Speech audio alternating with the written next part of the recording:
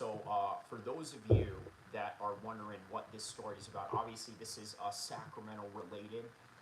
Probably a good chance that it's going to be national news at some point, right? Considering the fact that this was a mistrial. Now, I gotta be honest with you, right? I'm not the type of person that's happy about other people going to prison or anything like that. That's just not my whole entire stilo, right?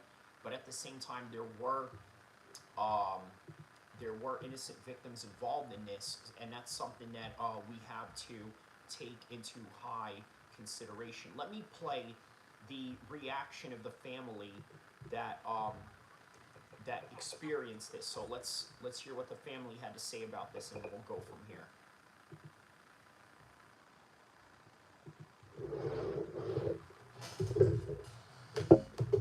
I've been clear from the very beginning on my position.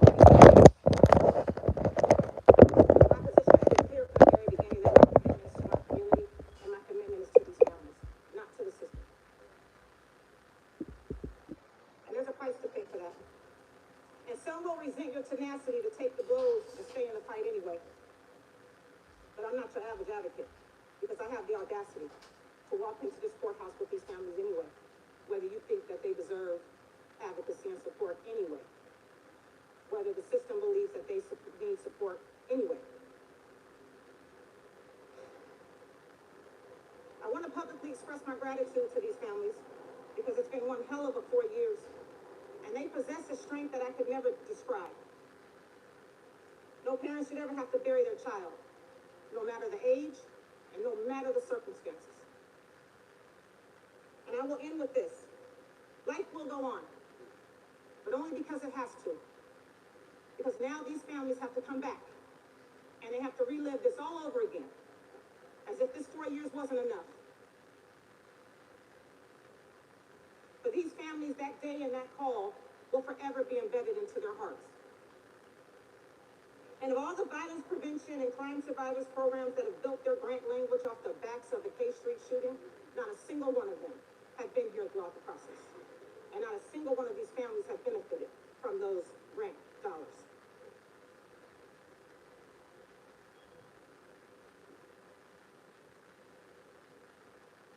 So I present to you the reality of the K Street shooting. And I ask that you remember what matters the most, the lives that were lost.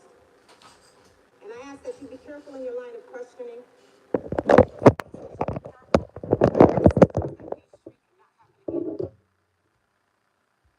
All right. As I say these names, So let me see here.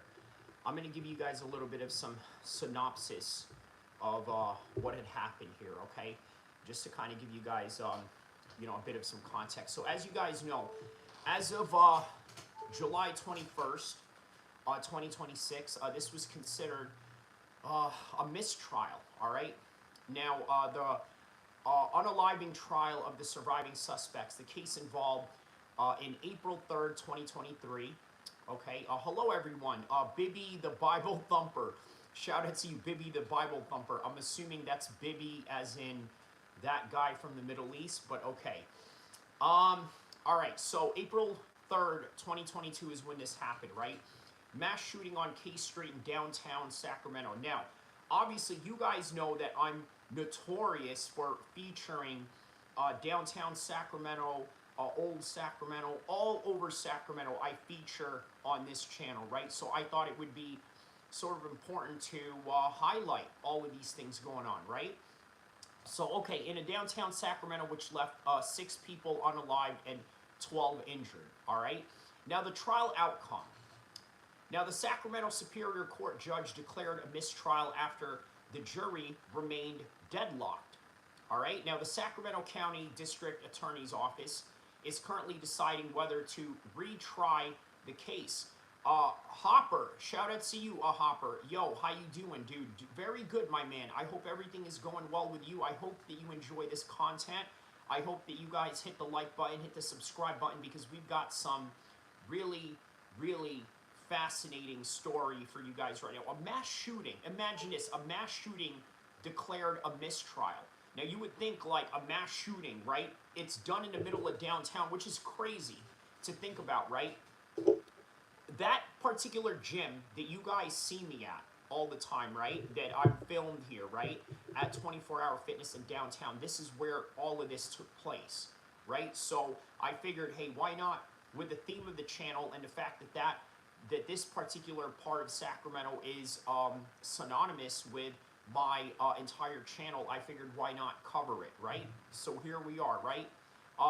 What I think is that the district attorney thought, you know what, this was a slam dunk. This was done at the, in the middle of public, 2 a.m. in the morning when people were going clubbing, and next thing you know, shots rang out, and you thought that maybe this is, a clear-cut case. That doesn't seem to be, but let's find out more about this, right? Or let me give you some more information on this, right? So, the defendants, as you guys saw on the thumbnail, Matula Payton and Dondre Martin were tried together, all right? Now, this was under first-degree unaliving charges were dropped days earlier, leaving the jury to deliberate on lesser charges on second-degree unaliving and voluntary manslaughter. A third suspect, Smiley Martin, died of an overdose in custody of 2024. So now it leaves up to 2. So one of them obviously, died in overdose. I guess he was doing some stuff in prison. But so the verdict, all right. While the deadlocked on the murder, the jury found both the defendants guilty of being felons in a possession of a firearm. That's the most that they're probably going to get out of this, all right? Now, the arguments. The prosecutors argue that the event was premeditated, rival gang gun battle, right? So there's apparently, according to the DA, some gang activity going on here, right? Now, the defense attorney maintained that the defendants acted in self-defense after another individual fired first. So that is what we are facing with this one right here, right? The whole entire family right now is very upset, rightfully so, but at the same time, unfortunately, there is an argument of self-defense here, right? Now, the problem is that whenever these gang shootings happen, right, they are not in any way malicious towards innocent people, because you got to remember, one of the people that died in this whole entire incident was a homeless person, as you guys know, and as I've documented here, driving around and filming the same areas as this took place at, it is apparent that there are homeless people that live in that area, right? So, unfortunately, they were, victims of the whole entire process as well. So, that is the unfortunate thing about it. All right, more on the victim's family and what they had to say about this situation. Hopper says, sorry, off topic, but are you aware when Islam might retire according to some reports after Ian fight or something like that? You know what, man? If that is the case, I would not be surprised. Obviously, this is something that is within the realms of what his team does. But you also have to remember, part of that will also mean that Islam Makhachev is going to serve as assistant coach with Khabib, or a full-time coach himself, right? There's Usman Nurmagomedov that's coming up the rankings in the world and potentially signing to the UFC. So that is always a possibility. That is what they are going to do. And plus, after Ian Gary, what else is there left for Islam Makhachev to achieve, right? He beat everybody at 155. Ilia Topuria is not even within the realm of touching Islam Makhachev in terms of even, let's say, deserving of a fight, right? Even if, let's say, Islam was to vacate this belt and just have a fight with Ilia Topuria afterwards, yeah, that would not be the case. So, already double champion, defended the belt a couple of times at lightweight, and now doing it again in welterweight, right? Very few people can say that they've defended their title in both divisions as a double champion, but Islam Makhachev has a chance to do that. Hopper says, man, I really hope Islam can defend the title a few more times and be the greatest of all time than every other UFC fighter ever. Obviously, I think you're probably referring to having a George St. Pierre run, an Anderson Silva run, which I think is unique for its own time of when that happened, right? Nowadays, they've opened up the aspect of, super fights, right? Now that super fights and now that double championships are on the table, it seems to be an option that a lot of big time moneymakers in the UFC's roster are taking as an option. So, different times call for different measures, and in this particular instance, Islam seems to have been satisfied with his whole entire career and topping it off with a win over Ian Gary. Braden says, can't escape me. I'm on my way to Mexico, so bad internet. I'm still going to watch, though. Hey, man, shout out to you, man. I saw your comments on the community section and also some comments that you made on the shorts, man. Thank you for your support. It is comments like that that do motivate me to get up here, even in times that I don't want to. Actually, there is never really a time that I don't want to be on camera. I actually quite enjoy it. I enjoy the banter. I enjoy the news coverage that I do for you guys, whether it is local news, whether it is news that deals with world international affairs, or also things that deal with UFC, boxing, and MMA. And speaking of which, also the other topic at hand is Andrew Tate possibly, potentially facing life in prison. Hopper says, I think if Islam beats Morales before retiring the unbeaten yet, there will be no doubt towards his legacy. What do you think? Here's the thing, right? I know what you're saying. Like, all right, he needs to go out there and fight this guy, right? It would add one more to your legacy. George St. Pierre had a choice of either staying at 170 or retiring completely. And if he stays at 170, he would have to fight Robbie Lawler. I think there were a few people, and not everybody was saying this. Only the hardcore fans are saying this, right? Because the casuals are never going to say this about a beloved figure like George St. Pierre. But we could say that he was ducking the fade with Robbie Lawler, right? Robbie Lawler was the guy. Oh, how experienced was George St. Pierre?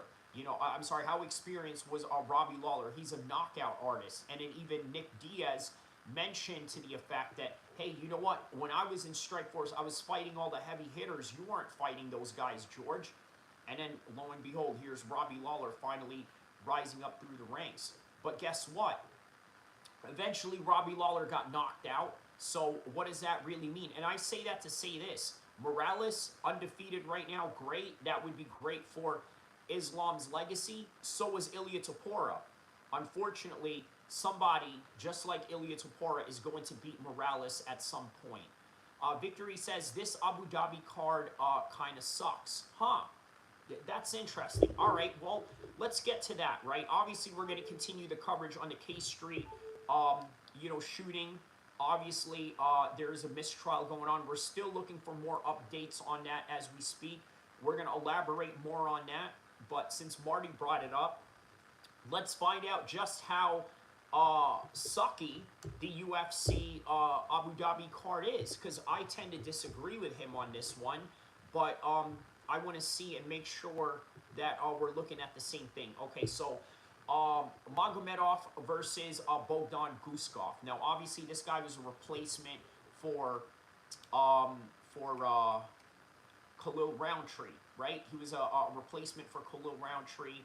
But I think this is a much better fight, right? A young prospect coming up, better record than Khalil Roundtree, obviously.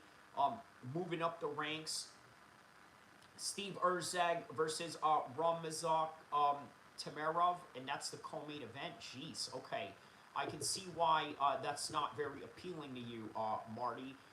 Steve Erzeg, obviously, former title contender. Ramzabek, not really much anything that we know about this guy, right? He's a 5'3", 125-pounder. Currently 19-2 or 19-3. I don't know why, one says 19-2 and the other one says 19-3, But, all right, let's take a look at where this guy's been. He says, I think I will know like 3 guys on the whole card. Okay, Bodon is one of them, obviously, along with Ankalaev. That's the most well-known guy in the card. Let's see if it gets any more notoriety than that. So, all right, he's coming off of a grappling fight back in February. That was his last one. Charles Johnson wins. CJ Verga, Taki Soya, and Ryzen. Okay, so he was a former Ryzen fighter. Braden says, sorry, bro, I gotta go. I'm crossing the border to Mexico, and I'm gonna get my dog treated for tricks, so bye-bye. Hey, shout out to you, Braden. I hope you have a good time in Mexico. I've had, you know, some pretty good times down there. Scandibigo says, GSP ducked Whitaker. There you go. He ducked Whitaker, right? Eventually, Whitaker lost to somebody else, right? So, now, you know, very few people talk about, unless, of course, they're hardcores like you and me, right? But very few people talk about, you know, GSP Duck and Whitaker. Marty says, I think I know, like 3 guys on the whole card. Okay. Braden says, thank you. All right. So, okay, so that's the co-main event. Obviously, not a lot of UFC experience on his part. He had some experience in Ryzen. Tamarov, who is fighting Steve Erceg. Okay, so I guess I could just go with some predictions right now. So, let's see here. We could go with some predictions right now. I'll go with Ankalaev decision. That's going to be my my pick on that one. Tamarov, I'm going to go with him by decision. And then how about this? Islam Dulatov. This guy is also a model and also a fighter at the same time, right? You look at the dude's cheekbones, no Diddy, yeah. You know, you can see why he's a model. He's taking on Wellington Thurman. So, Wellington Thurman, let's see here. This is a Brazilian fighter with the last name Thurman. Very interesting. On a 3-fight losing streak right now. So, yeah, they basically brought this guy right here to get slaughtered by Islam Dulatov. I think Islam Dulatov is going to do this in less than 2 rounds. Is John Pork in this? Yes, he is. There it is right there. John Pork at 155. Magomed Zainkov. Okay, Magomed Zainkov is his real name, also known as Shankol. Okay, so taking on 10-0. So it's 8-0 versus 10-0. Not bad. Damian Respecci. So this is a Polish guy. What type of style does this guy fight under? Because that's kind of important, considering that John Pork is, you know, is sort of a light. I'm sorry, not a light heavyweight. John Pork is sort of a striker, a lightweight striker. So let's see here. What is this guy's style? Okay, so he's got some knockouts, some rear naked chokes, some rear naked chokes. Oh, okay. So he's got a good ground game on him. What do you do? What do you have when you have a Dagestani that has good stand up, but then you also got you know, another fighter that he's fighting that has, you know, all these submission wins. Ultimately, what I think you're going to get out of this is a stand-up fight. And he's undefeated. I'm going to go with decision on John Shanko. John Pork, as you guys call him, right? You know, very stupid name to call a Muslim, you know, John Pork. But obviously, I think that is the pun and the banter behind all of that. So, all right. Yeah, so we'll go with Sean Poe by decision. Rizvan Kuniev versus Tyrell Fortune. Okay, so now I understand why you say that you don't know a lot of these guys here, right? Rizvan Kuniev, okay, that is an upcoming heavyweight right now. Obviously a Dagestani heavyweight, 34 years old, 6'4". He's number 7 in the rankings right now. And Tyrell Fortune, For those of you that don't know, he's ranked top 10 in the heavyweight division. No, I mean top 15 at most, right? So he's close to there, right? That's a pretty big fight. But then again, you know, being that the heavyweight division is not so stacked, you won't know him. But trust and believe that heavyweight fight is going to be very good. That's going to be a very good fight right there between Tyrell Fortune and Kuniev. So Tyrell Fortune, for those of you that don't know him, obviously he's a ranked heavyweight right now. Let me see here. So it doesn't say his ranking, but I sworn I saw him ranked in the or maybe they took him out of the rankings. But how do you get taken out of the rankings when you got a win over Myson Tybura? I think that's probably the biggest win of his career. So he's coming off of the biggest win of his career back in March, and that was in the Adesanya and the Pfeiffer card. So Victory says they call him that because it sounded like when Islam says his name. Shanko, got it. Okay, that yeah, that makes sense. That makes sense. It does sound like that, and obviously the pun behind it being that he's Muslim and that we don't eat pork. Yeah, you know, like that. That's yeah, low hanging fruit. But he fought Tony Lopez in RUF MMA. Yeah, Tony Lopez is a bare knuckle fighter. So yeah, I'm going with Kuniev on this one by decision. Maybe even a finish. I can see a finish on this one, maybe on the part of Kuniev, but I'll go with the safe decision on that one. So let's see what else. Okay, so that's the whole entire main card right there, right? You know, for the main card pick, Kuniev, Jean Pork, Islam, Duliev, and Timerov and Ankalaev. So, what do you know? I picked all the Muslim Dagestani guys. I didn't even realize it, right? I was just like, no, really, honestly, like, I did not look at that whole entire main card and say, all right, I'm going to go with all the Muslim guys. I just picked it one by one, and then I looked back. I was like, wait, I picked all the Dagestani Muslim guys. All right, I suppose that's, it is what it is. All right, so Walter Walker. There's another one, a pretty well-known one, heavyweight, obviously the brother of Johnny Walker, 15-1, taking on Thomas Peterson, who's 11-4. Now, I feel like this is one of those matchups where they brought in Thomas Peterson to lose to Walter Walker because Walter Walker has a bit of some, you know, name value to him. So Thomas Peterson, the train, fighting out of Webster's, Minnesota. Minnesota top team is the team that he fights out of, and he is coming off of a win against Guilherme Pat. That's a majority decision. Prior to that, he got knocked out by Vitor Petrino, which tells me a lot of how this fight is going to go. Vitor Petrino is not even a real heavyweight, right? Didn't this guy fight at like 185 or something like that? But he did lose to Shamil Gaziev as well. He got knocked out by him.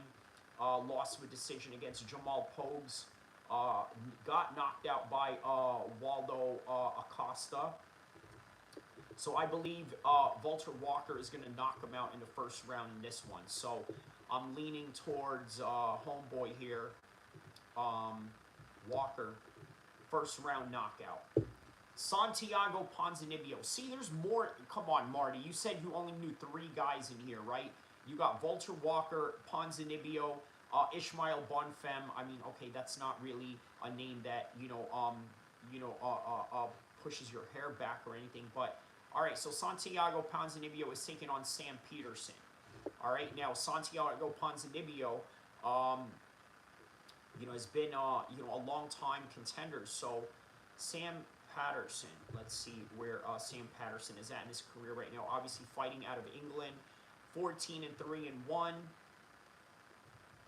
coming off of a loss against Michael Venom Page. So, how is that going to translate to Ponzinibbio in terms of level of competition? I think Ponzinibbio has had better competition. He says, I have no idea who Santiago is. Santiago Ponzinibbio, are you sure? The Argentinian guy, right? He's literally the Argentinian guy in the UFC. See, I'm sure you've seen this guy before. But I'm going to go with him. Okay, I'm going to go with him. He's been in there with proven competition. Sam Patterson losing to Michael Venom Page, you could toss that up as, as some sort of like, styles make fights. But what type of style is Ponzinibbio going to lend towards Sam Patterson? He's coming off of a loss, though, against Daniel Rodriguez. That's why Daniel Rodriguez is going to fight in Belgrade, right after he just spent like 8 months in a Mexican prison, right? But there's no fairy tale in that. He could easily lose that one, but could also win as well. Sean Moody says, hey, Kyrie, hey, man, how are you, man? How's everything going with you, my man? So before that, he had a win over Charleston Harris. He had a split decision loss against Muslim Salikov. This is Santiago Ponzinibbio I'm talking about.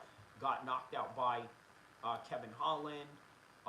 Went to a decision against Michel Pereira. Went to a split decision also against Jeff Neal.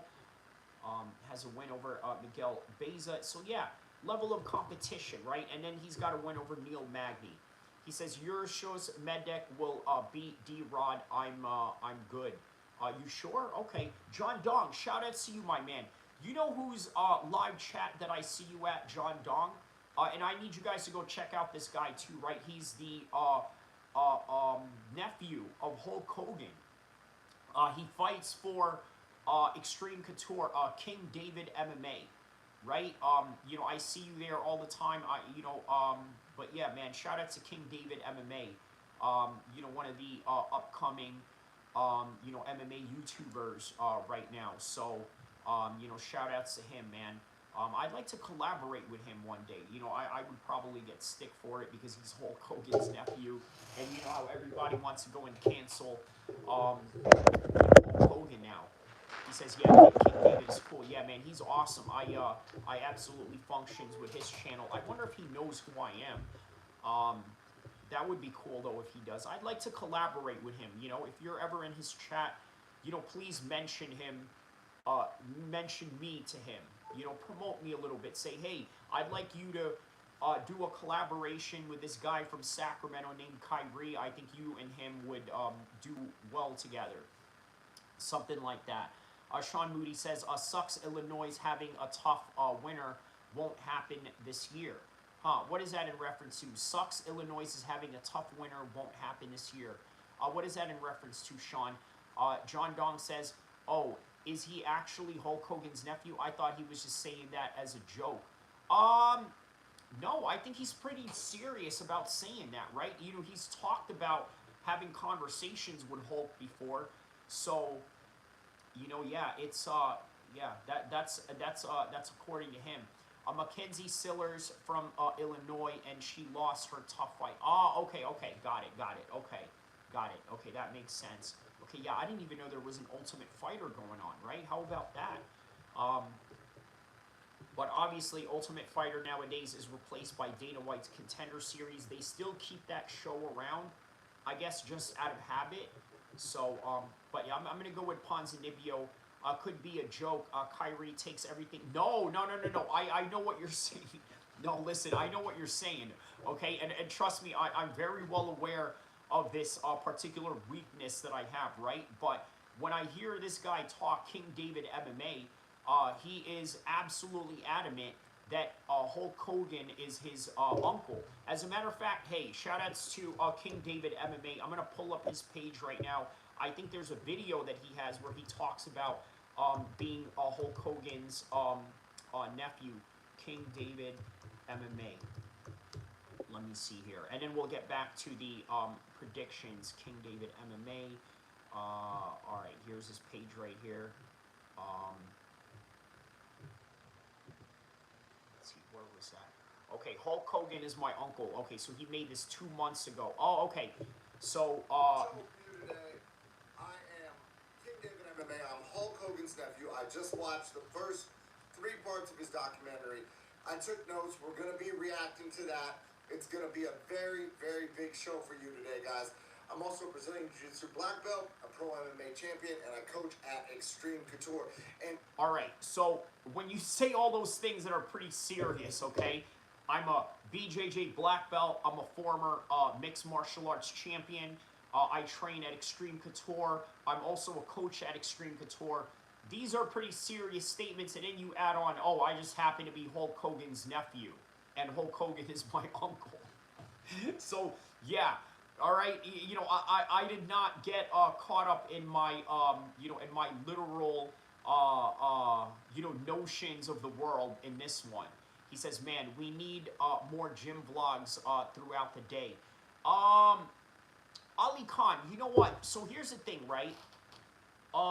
I don't mind doing those, right? But there are times where I would just rather, you know, use my phone to listen to music and train, or rather than, you know, actually having my phone on the other end of it recording me. You know, sometimes, you know, so that's why I don't do it as often. And yeah, you know, I mean, I do it to, you know, feature, you know, once here and there, but I guess if it's something that's on demand, why not? Also, I think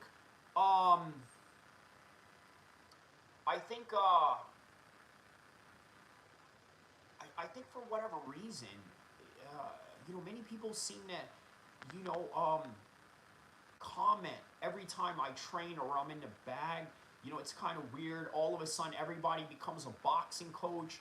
All of a sudden, everybody becomes an MMA coach. I'm not talking about you guys, the ones that are like really sincere on the chat, and the ones that actually train, and the ones that are, you know, that are actually, you know, like, he says, more sauna fights with, no, bro, that was not a middle-aged housewife or anything like that. So, let's see here.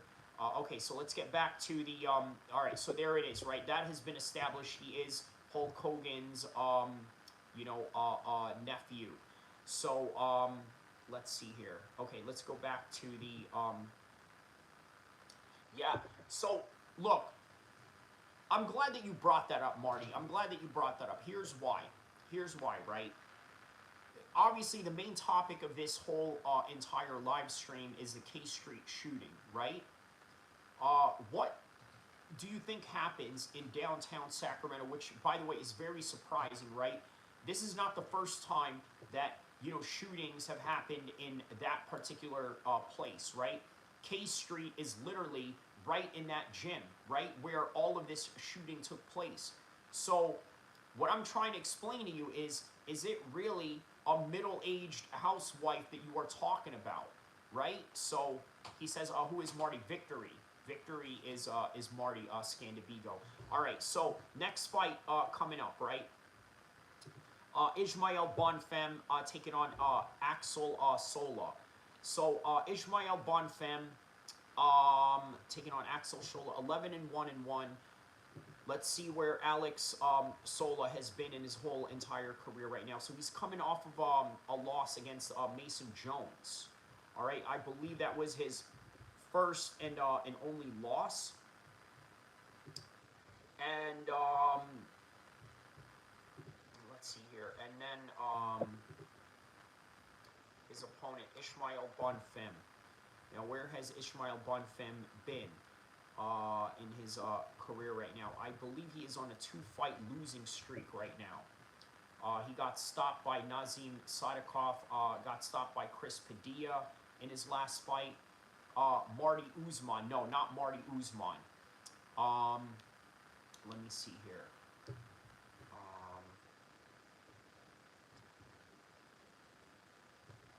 Okay, he's got a win over Terrence McKenna. Okay.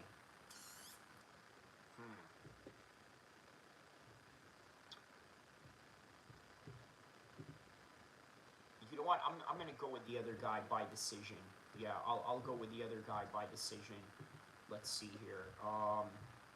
Next fight.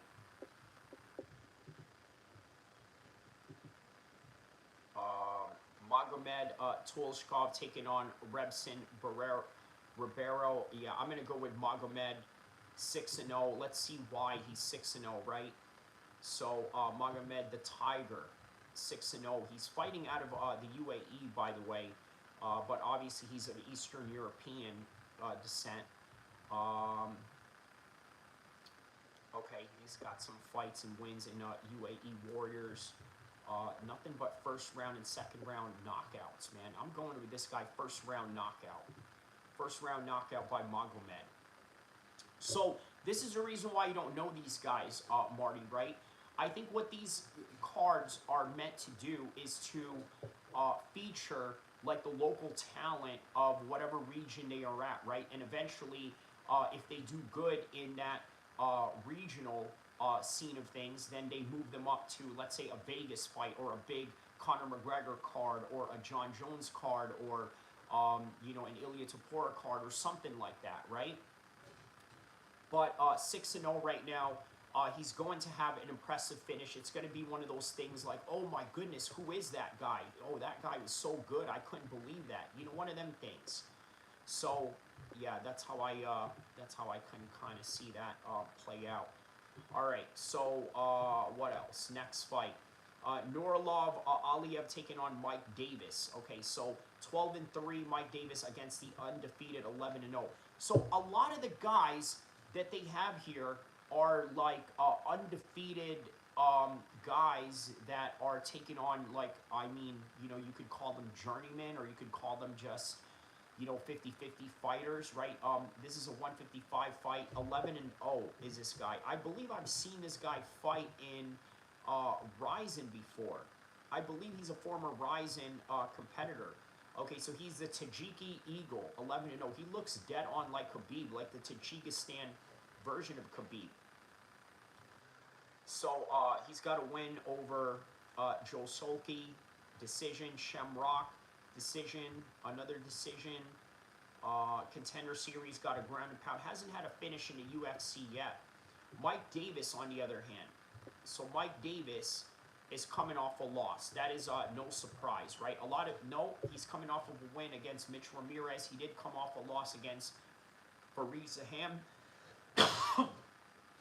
I think Aliyev is going to win this one by decision. So we'll go with that one. Aliyev by decision. All right. So next one.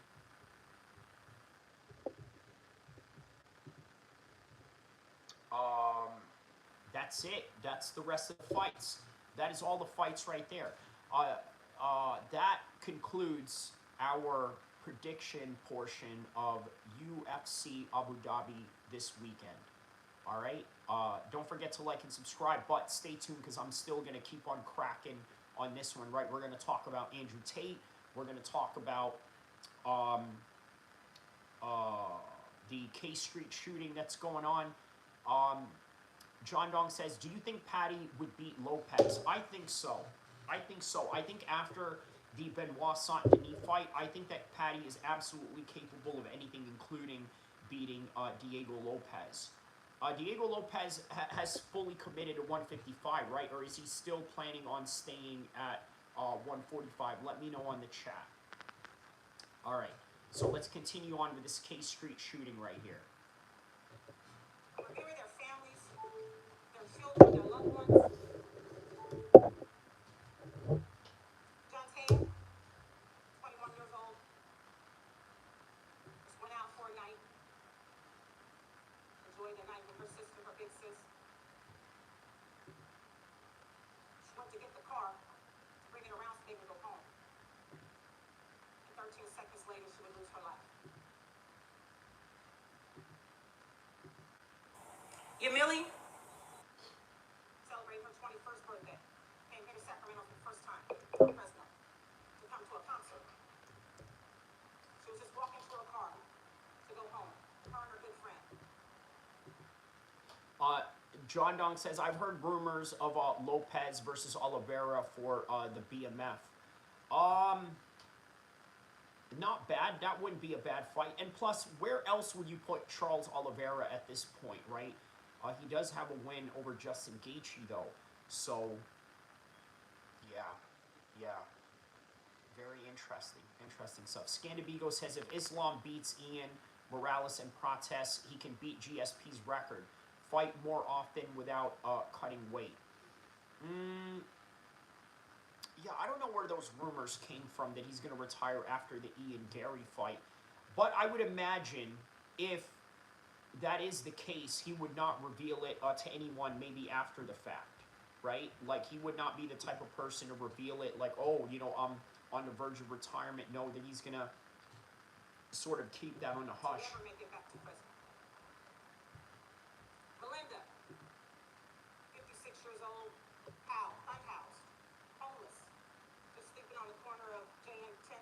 See, a homeless person died on this incident. Sleeping in her tent, she gets shot in her chest and died on the corner for being homeless. Sergio, father of 3. His children are now fatherless. She's naming all the victims of this case. Devasier, father of 4, fatherless children. His mother's only son. And Joshua would also lose his life. Their lives matter, and what happens inside this courtroom matters. Victims advocacy is here for a reason. So I ask that you be careful and allow the families to please speak from their hearts for whatever they want to say. I'm going to have John speak. John Alexander, this is the father of John Taya, and we have the sister, this is John Tasia. She is also a surviving victim who was there that night. We're going to allow them both to speak.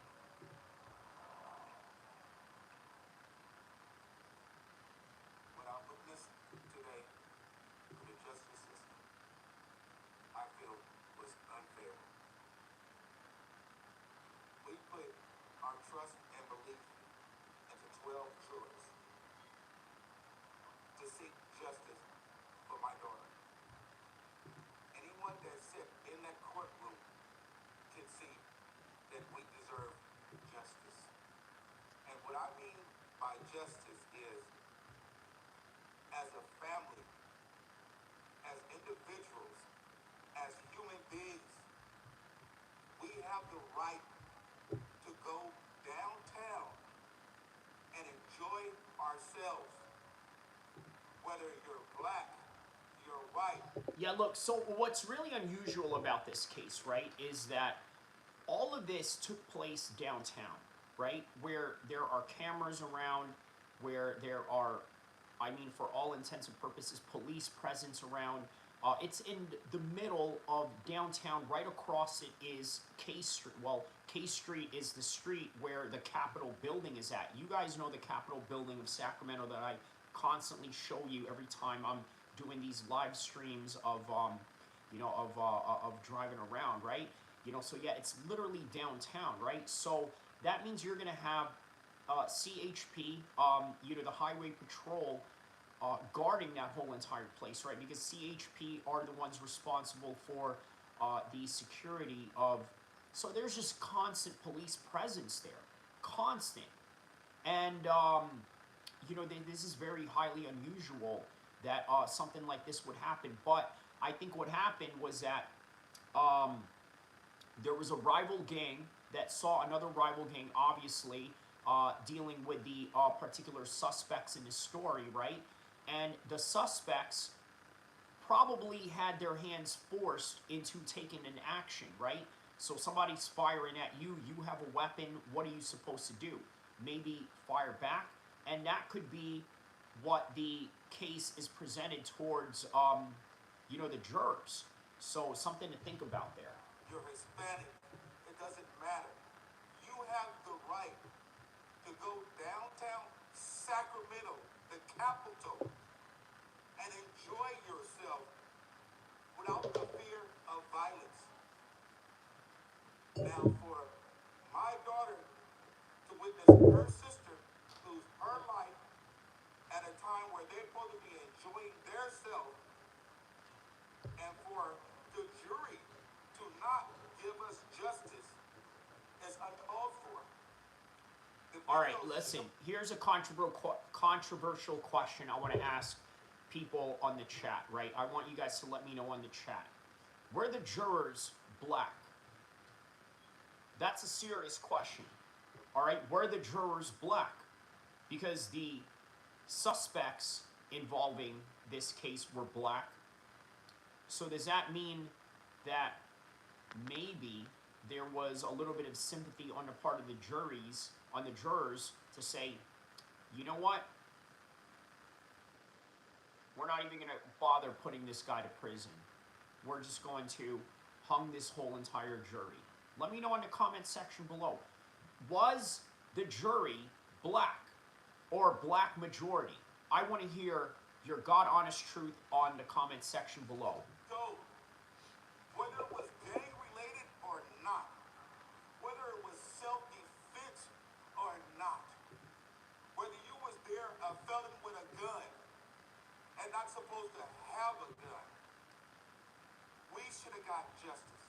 Because there's... To be honest with you, the idea that felons should not own a gun, now look, I'm not a lawmaker, I'm not in Congress or Senate or anything like that. I can't change anything about, one particular clause or the other. I can't change any of that. What I can do, okay, is give my opinion on it and be like, okay, you're a felon and you're not allowed to have a weapon.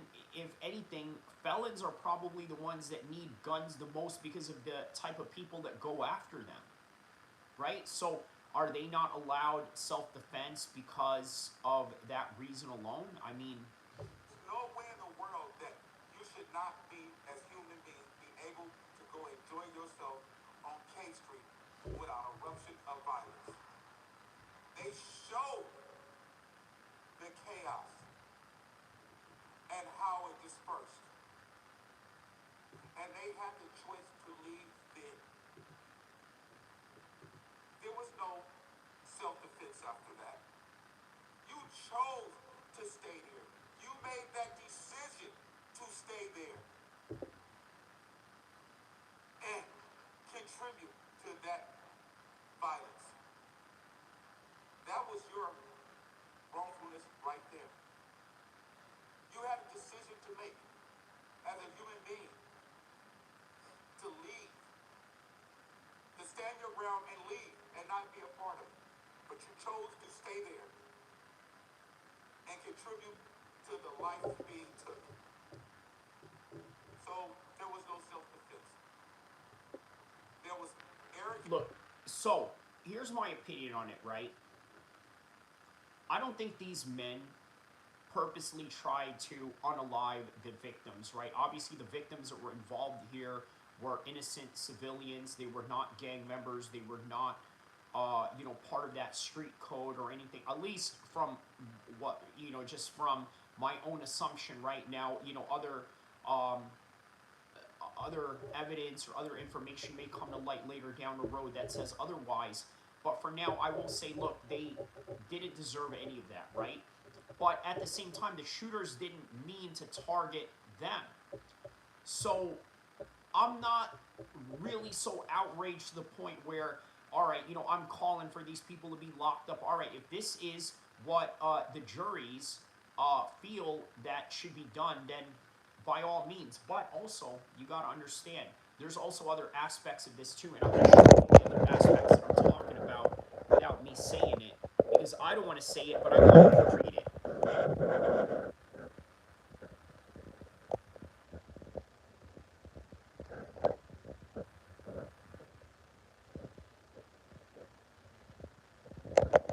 Okay, I wanted to give you a little bit of some time to digest that part right there. There's also that.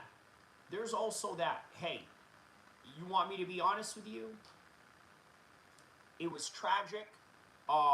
It's not something that I would condone. It's not something that any real G's would condone, but it happens, and at the same time, there's also this aspect where you don't want to see even your worst enemy face prison. That's just not how we think. And unwillfulness for other lives, not caring for nobody else but yourself. And you, in that decision, took the lives of others and my daughter. So I did not get justice today. I did not get justice in these 4 years. I did not get justice in... No, seriously though, answer on the comment section below. Were the jurors black? a serious, legitimate question. There's too much of being in this courtroom. I got a slap in the face. I literally got a slap in the face by and I leave here discouraged. Because what if another family want to go down there to enjoy themselves? Is this what they got to endure? Is this what they got to go through? It's not right. And with that being said, I'm going to let y'all hear from my daughter who had to witness it there herself and how she... Aaron Maga says, do you believe Uncle Liar will end Guskov's career? No, I think that he will take him to a 5-round decision and outclass him, but I don't think he'll hurt him that bad.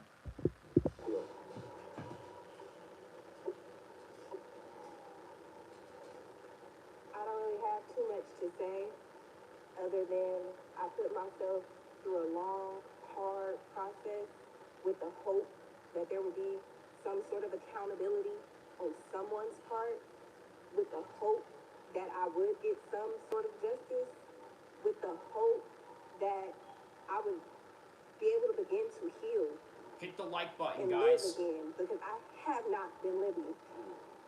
When y'all killed my sister, they killed a part of me, and I have not been living. And I was hoping that the right thing was going to come from this trial, and I was going to be able to live and breathe again. But to be honest with you, look, even if these men were to be found guilty, that's not going to bring your sister back. Okay? Like, I know that sounds very insensitive on my part, but I'm just being real and honest about it, right? A conviction of these men will not bring your sister back. Yeah, that's pretty much where I stand on that, but I feel her pain, though.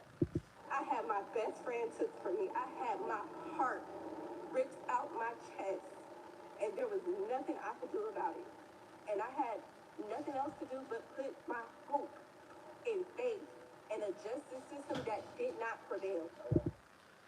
Aaron Maga says, we need DDP versus Strickland 3 for the title. Is there really an appetite for that? Though, be honest, right? Is there an appetite for, for DDP versus Strickland? Because, I don't know, man.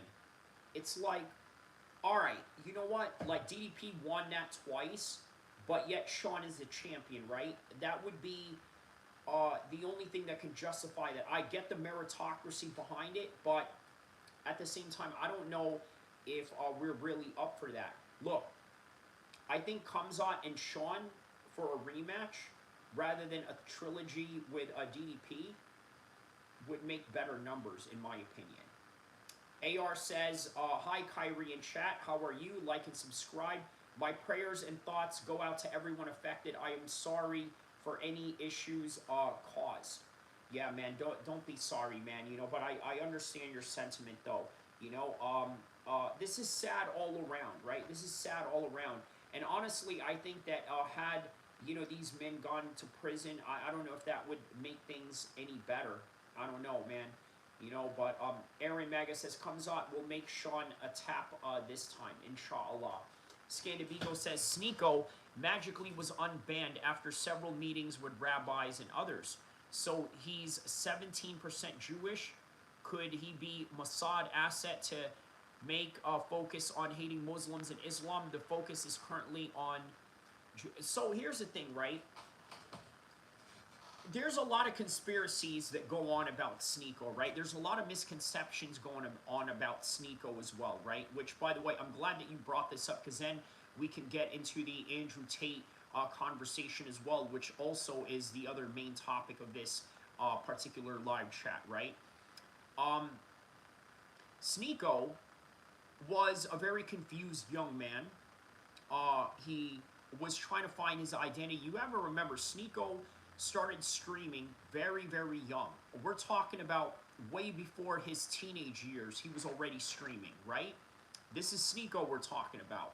So, all these things that you found out about Sneeko, the whole entire, sus behavior that he was acting like, even the sus language that he was sort of, spewing out there, all these weird cuck stories that he had going on, which, by the way, I think was very much misunderstood, right? Because I know very well what the story of this whole cuck thing that, Andrew Tate was talking about.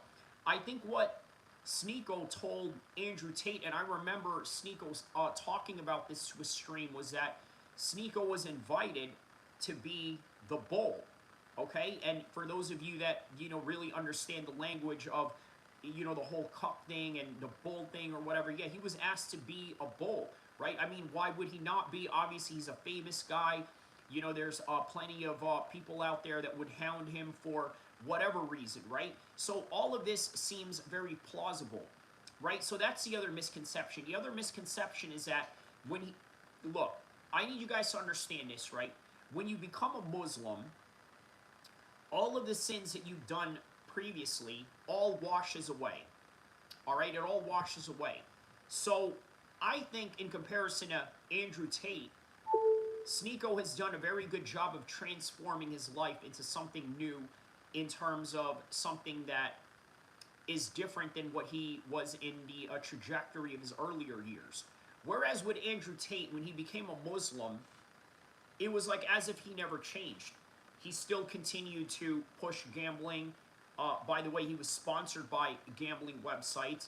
He's pushing zina, premarital sex. He was pushing all of these things that are antiquatedly opposite of Islamic ideals.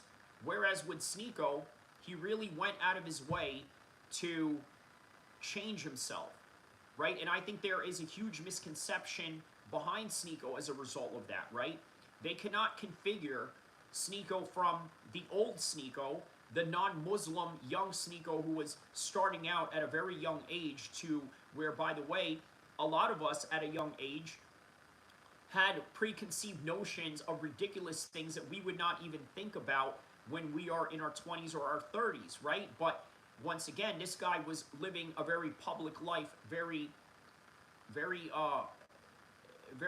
on in his life, right? Look, here's the thing, right? A lot of you guys here don't know me from a can of paint, other than when I started streaming in my, I don't know, mid-30s or something like that, right? I was never, other than obviously doing, fight media obligations or whatever, that came with that.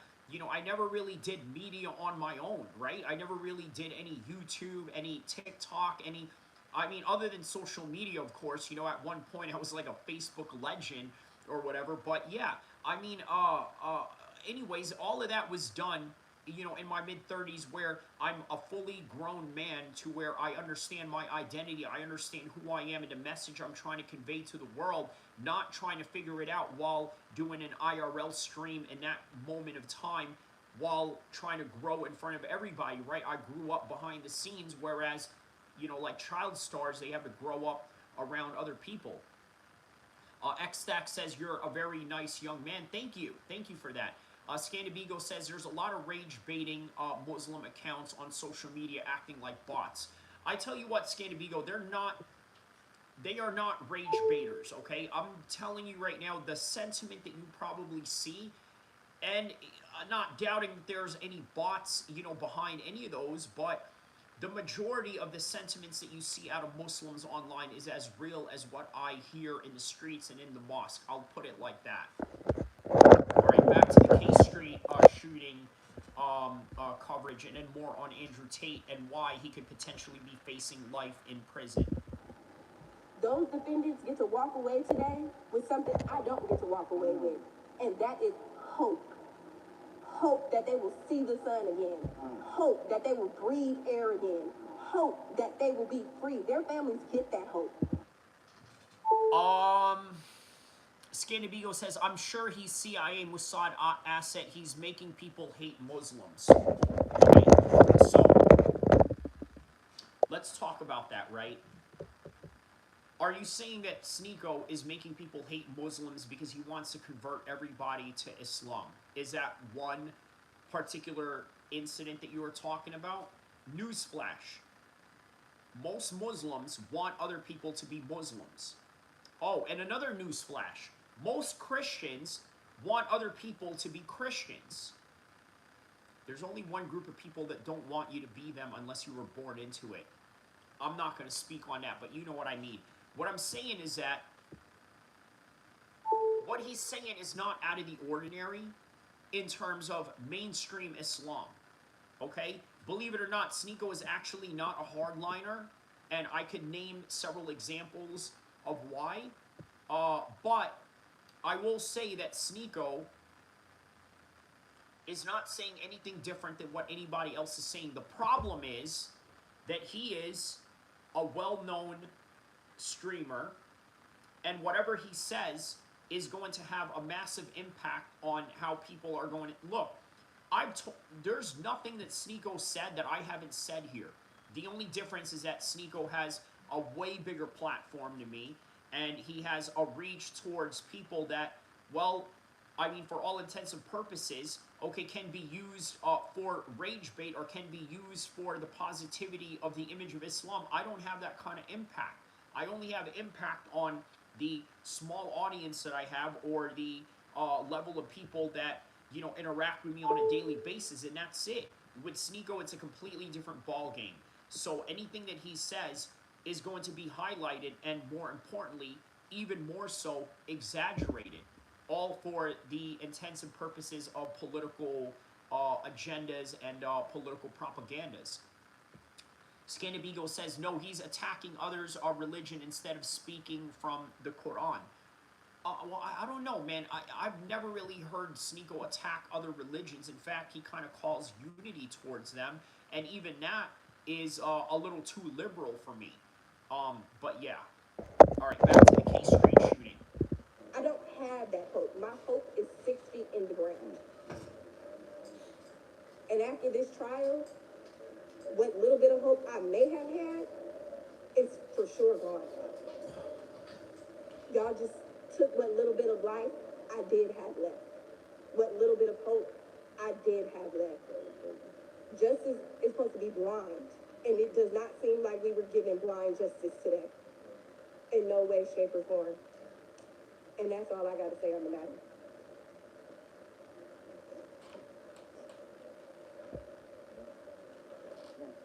All right, so they got somebody else coming up here.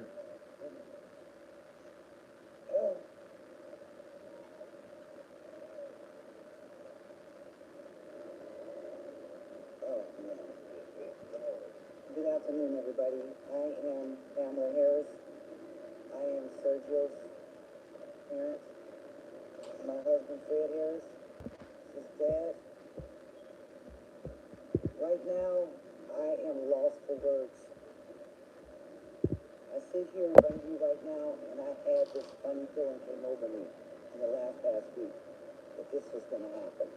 Because I felt like the justice system did not do their job whatsoever. They dropped the ball. The DA dropped the ball. Yeah, no, they definitely did. I think the reason why the DA dropped the ball on this one is because they thought it was a slam dunk case. It was a shooting that was done in the middle of the public, and they thought, you know what, we're going to hit a slam dunk on this one. You know what, it's kind of like in the fight world, right? You know, Justin Gaethje is the least favorite to win in that fight. He was the underdog. Ilia Topuria was a favorite going into that one. What did Ilia Topuria do? He thought that, you know, he was going to run through Justin Gaethje. He thought that the statistics that he had, the notoriety that he had, the reputation that he had was going to carry him into that White House fight, and that was not the case. But it is what it is. It is what it is, y'all.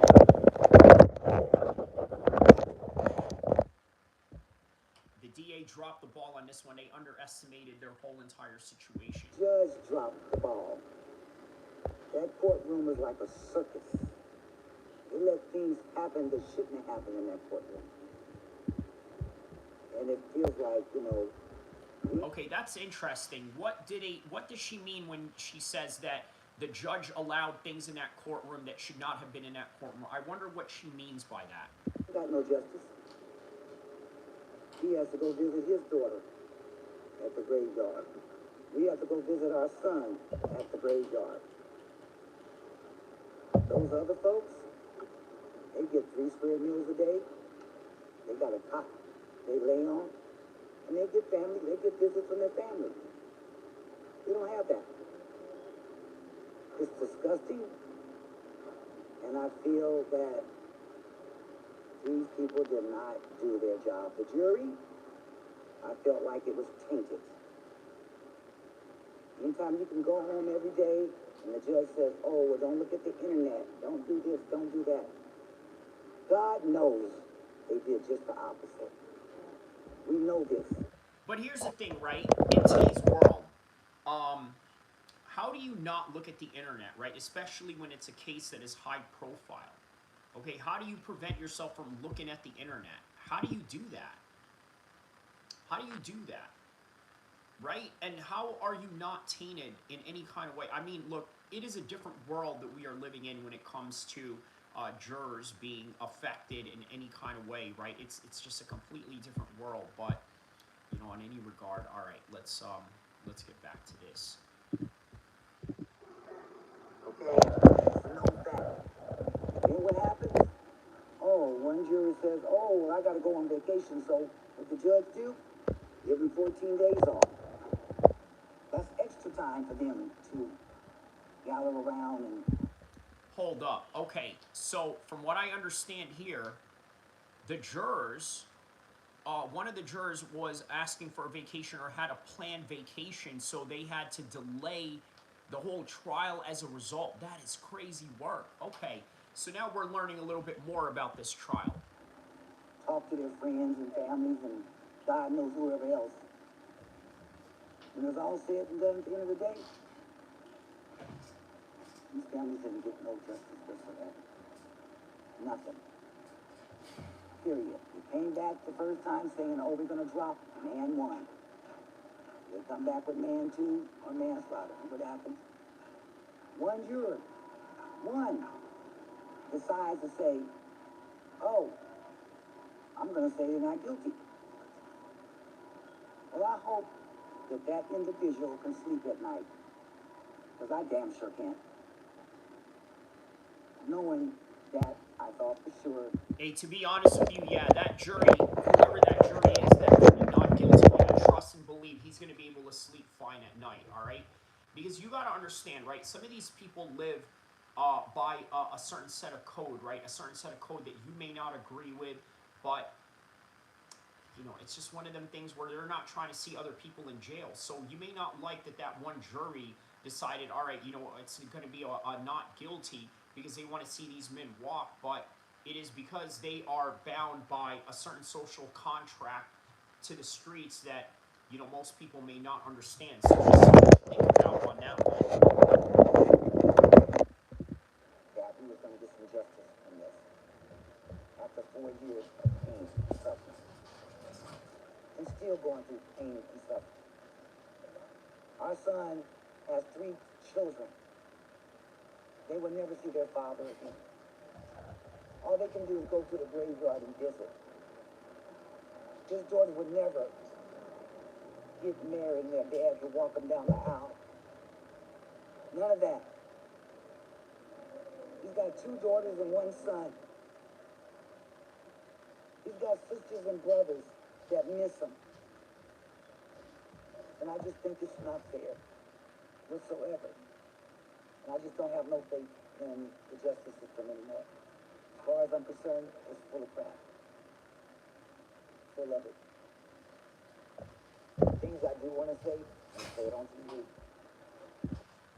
I agree with her on this one, right? I agree that the system is absolutely full of crap, but here's the thing, right?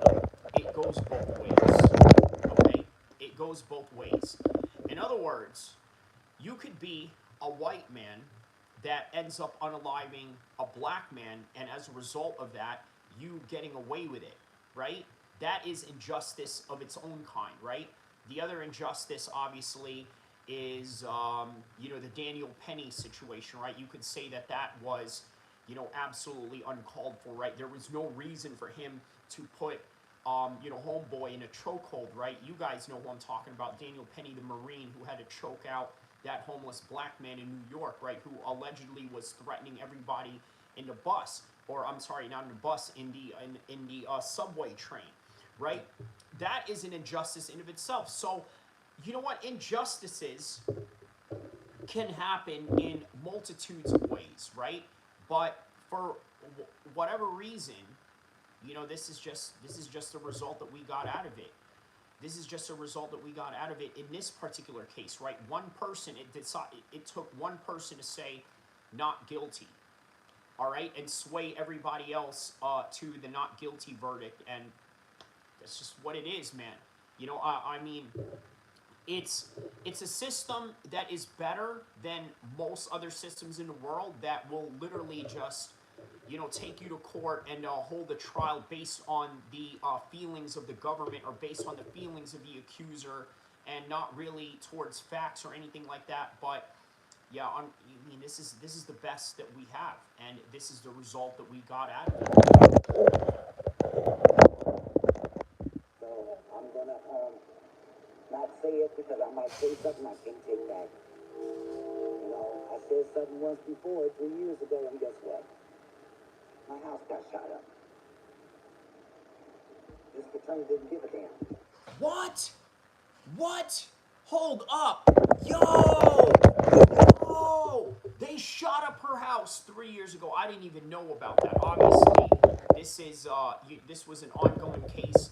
Back then, you know, we heard about it, and then we never really heard anything about it until after, let's say, the trial was in motion, right? But I did not know that her house got shot up. That is crazy work, man. So you know they were really trying to intimidate some witnesses, some of the family's victims and whatnot. So yeah, there's a lot going on here. So now she just revealed that her house got shot up because of this. I mean, wow. He says, but you don't believe in prison, so this video doesn't matter. Elaborate on that for me, Scandabigo. Elaborate on that for me. Elaborate on that for me, because I think I have an answer for you on that one. Please elaborate for me, if you will, please. What do you mean by when you say that you don't believe in prison, so this video doesn't matter? Elaborate on that. Let's have a discussion on that. Come on. Let's go have a discussion on that right now. What do you mean when you say, but you don't believe in prison, so this video doesn't matter? Elaborate for me on that, will you please? Please, I would like to hear your take on that matter if you can. Yeah, please let me know what you mean by that. You know what they told us? Oh, we're gonna relocate you. How the hell you gonna relocate me and I've been living here for 30 years? So, as a result of her house getting shot up, the Sacramento Police Department, or whoever it may be, maybe the feds, or maybe somebody that was involved in witness protection programs of some sort, you know, said, we're going to relocate you. But a lot of these people, bro, they don't want to be relocated. Bro, you want to know why? You want to know why I will never snitch? Because, first of all, snitching, number one, is going to entail that you're going to have to move out of California. Why on God's green earth would I want to leave all of this, these palm trees, okay, this great weather all year round? Why? So I can just go and snitch somebody out? I'm like, come on, man. You know what I mean? So, you know, even her, I mean, as a innocent civilian, you know, herself, longtime Sacramento resident, she don't want to live anywhere. Like, what are you talking about, relocate? She lived here her whole life. This is where her family is at. So, yeah, man, weird stuff. But, you know, but I get it. It is what it is, you know? Can you just pick up and just leave? You know? I don't have no more faith in the justice system whatsoever. Period. So she says she has no faith in the justice system, right? And Scandabigo, this is what I say on to you, right? I feel her sentiment in terms of, you know, I don't have faith in the justice system either, right? But obviously for, you know, maybe opposite reasons or different reasons why, but all one and the same, okay? Because this system doesn't work for you. Now, here's the thing, right? You say that I don't believe in prison. That's kind of a weird thing to say, right? Because when you don't believe in something, it means that you don't think that it exists. Obviously, prisons exist, right? That's a tangible, real thing that is of consequences of note to anybody that you know, commits a crime, or, you know, by the very least gets caught with a crime, right? I just don't believe in putting other people to prison. I think that is the proper English expression that we should convey here, right? You know, I don't believe in putting others to prison, but do I believe in prison? Of course, because it exists. That's like saying, well, do you believe in the tooth fairy? Obviously not, because we've never seen a tooth fairy before, right? It's usually your parents that take your tooth under your pillow, and I don't know what the tradition is. What do they give you, like a couple of dollars afterwards or something like that? So, you know, it's legit to say that I don't believe in a tooth fairy, but it's unrealistic to say that, you know, somebody or myself doesn't believe in prison. Obviously, prisons exist. The question is, am I willing to put anybody in prison? I think is the question that you ask. And the answer is not a chance. Because here's the thing. If you unalived somebody that I know and you did something horrible to them and you go to prison, there's a slim chance that I get to you when you're locked up in prison. A very slim chance. But if you're out here in the streets, I can get at you. You understand? Of course, anybody can get got in prison. This is very common, right? You make a few phone calls. You say, hey, you know, whoop-de-woo is, you know, locked up here. You know, he did this to my cousin, blah, blah, blah, blase, blah. You know, do some work on him, right? So, it is what it is. It's just the way of the world, my man. Well, as I'm concerned, they won. We lost. We lost. Yes, we do. Because we don't have our loved ones no more. Period. So I'm going to walk away from this podium and try to be kind.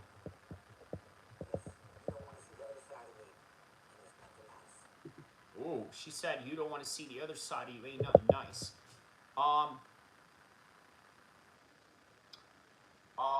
Wow. Okay, Scandibigo says Israel and U.S. play by your rules. I'm glad you mentioned that. I'm very glad you mentioned that, okay? Because I'm going to talk to you about maritime laws and international laws and laws that don't pertain to certain people.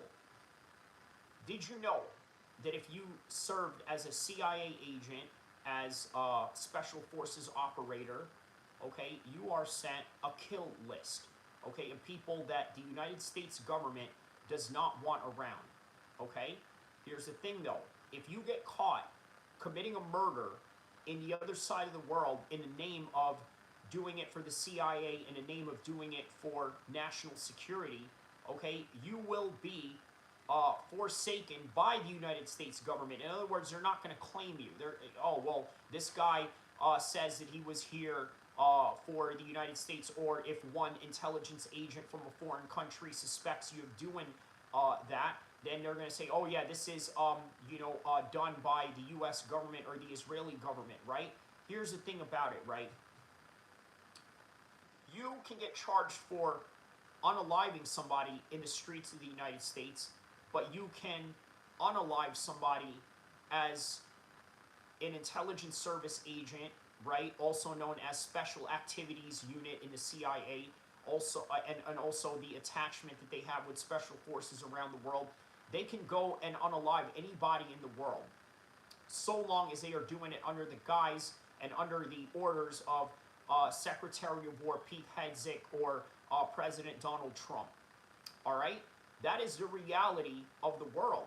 You are allowed to do certain things under the name of what versus the actual laws that are within your land. That is the reality of the world. Okay? That is the reality of the world. Also, here's another reality of the world. If Andrew Tate was to run away from Iran, let's say if Andrew Tate was to run away from Iran, right? If he was going to run away to Iran, the United States or the United Kingdom cannot get to him. This is the way of the world. Why? Because these two countries don't get along. Oh, but, you know, supposedly, let's say if he unalived somebody, right? Nothing to do with, human trafficking or anything like that. What if he unalived somebody, he had to run away to Iran? The Iranians don't care. Obviously the Iranians have this thing against, human trafficking as well. Obviously you can also go to prison for that, but you could run away to Iran, and the United States can't do anything to you. J5 says, Islam or Ian Gary? Obviously Islam. AR says, Kyrie, you always look smart and groomed. Can you do a fashion show? No, I'm not much of a fashion, guy. I just, like certain things. It looks and fits on me. So be it. Very, very simple with, with my fashion and my getup and this and that. Scandivigo says he's Ulberg. There you go, man. AR says every country has its own issues. And every country has its own laws and procedures and how they go on about things. So, in reality, what does that really mean when you're talking about law and order, or what is fair or what is not right? Right? There are innocent school children in Iran that have been bombed. There are innocent school children in Gaza that have been bombed. Right? But nobody is seeking justice for them in any kind of way, not in the way that these folks are for their families that were affected by this K Street shooting. So, yeah, I'm just trying to kind of give you guys, an understanding, a bigger spectrum of thinking in the outer world of things, right? Because usually people like to think that, their rules of the world applies only to them and the people within their circumference, when in reality, there are multiple rules and laws around the world that, quite honestly, he says, is that a tattoo on your arm? Yes, it is. AR, here's another thing you have to understand, right? I was not raised a Muslim, okay? I was not raised a Muslim, so I'll put it like that, right? I became a Muslim in my early 20s, and, been a Muslim ever since. But prior to that, I was not. So, yeah, this is very old. This is like 2003 old type of tattoo, that type of thing. So, yeah. Mashallah. Yes, mashallah. Obviously I'm half Arabic, but, I grew up with a non-Muslim family, and, this is why I would advocate people to not be in interfaith marriages, because, it'll do nothing but bad for your children, okay? Especially if, if a divorce came, around, that would be very bad for your children if the other kid wasn't Muslim. If you're going to have to do that, fine, but at least the other person is Muslim. But in this case, yeah, it wasn't one of them things. So, that's another controversial take that I have that I don't normally spew or or talk about to the wider public world. I say good day to you guys. Have a blessed one. Thank you.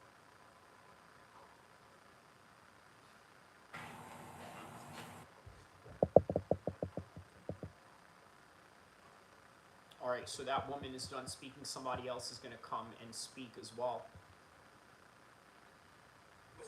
All right, so it looks like this guy right here.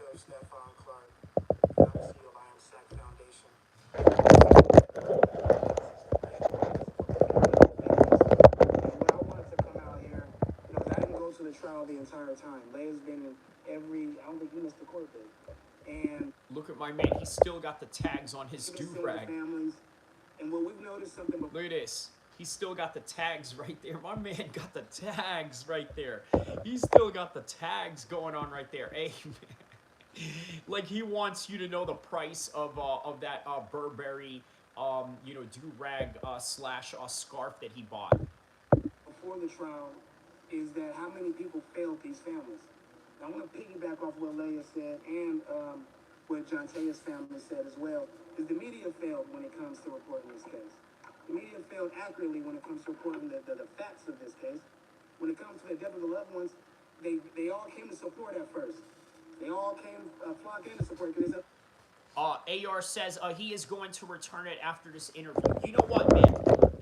That's a good point. Yeah, that is actually a good point. That is something that he would probably try and do after the fact. Yes. Sacramento's most largest mass shooting. So let's go support the families. As soon as they found out or had some type of acknowledgement that there were some gangs or some black people out there and shooting after the club at night, everybody withdrew their support. The organizations failed these families. The nonprofit organizations supposed to be combating. Wow, okay, so that's crazy work right there, right?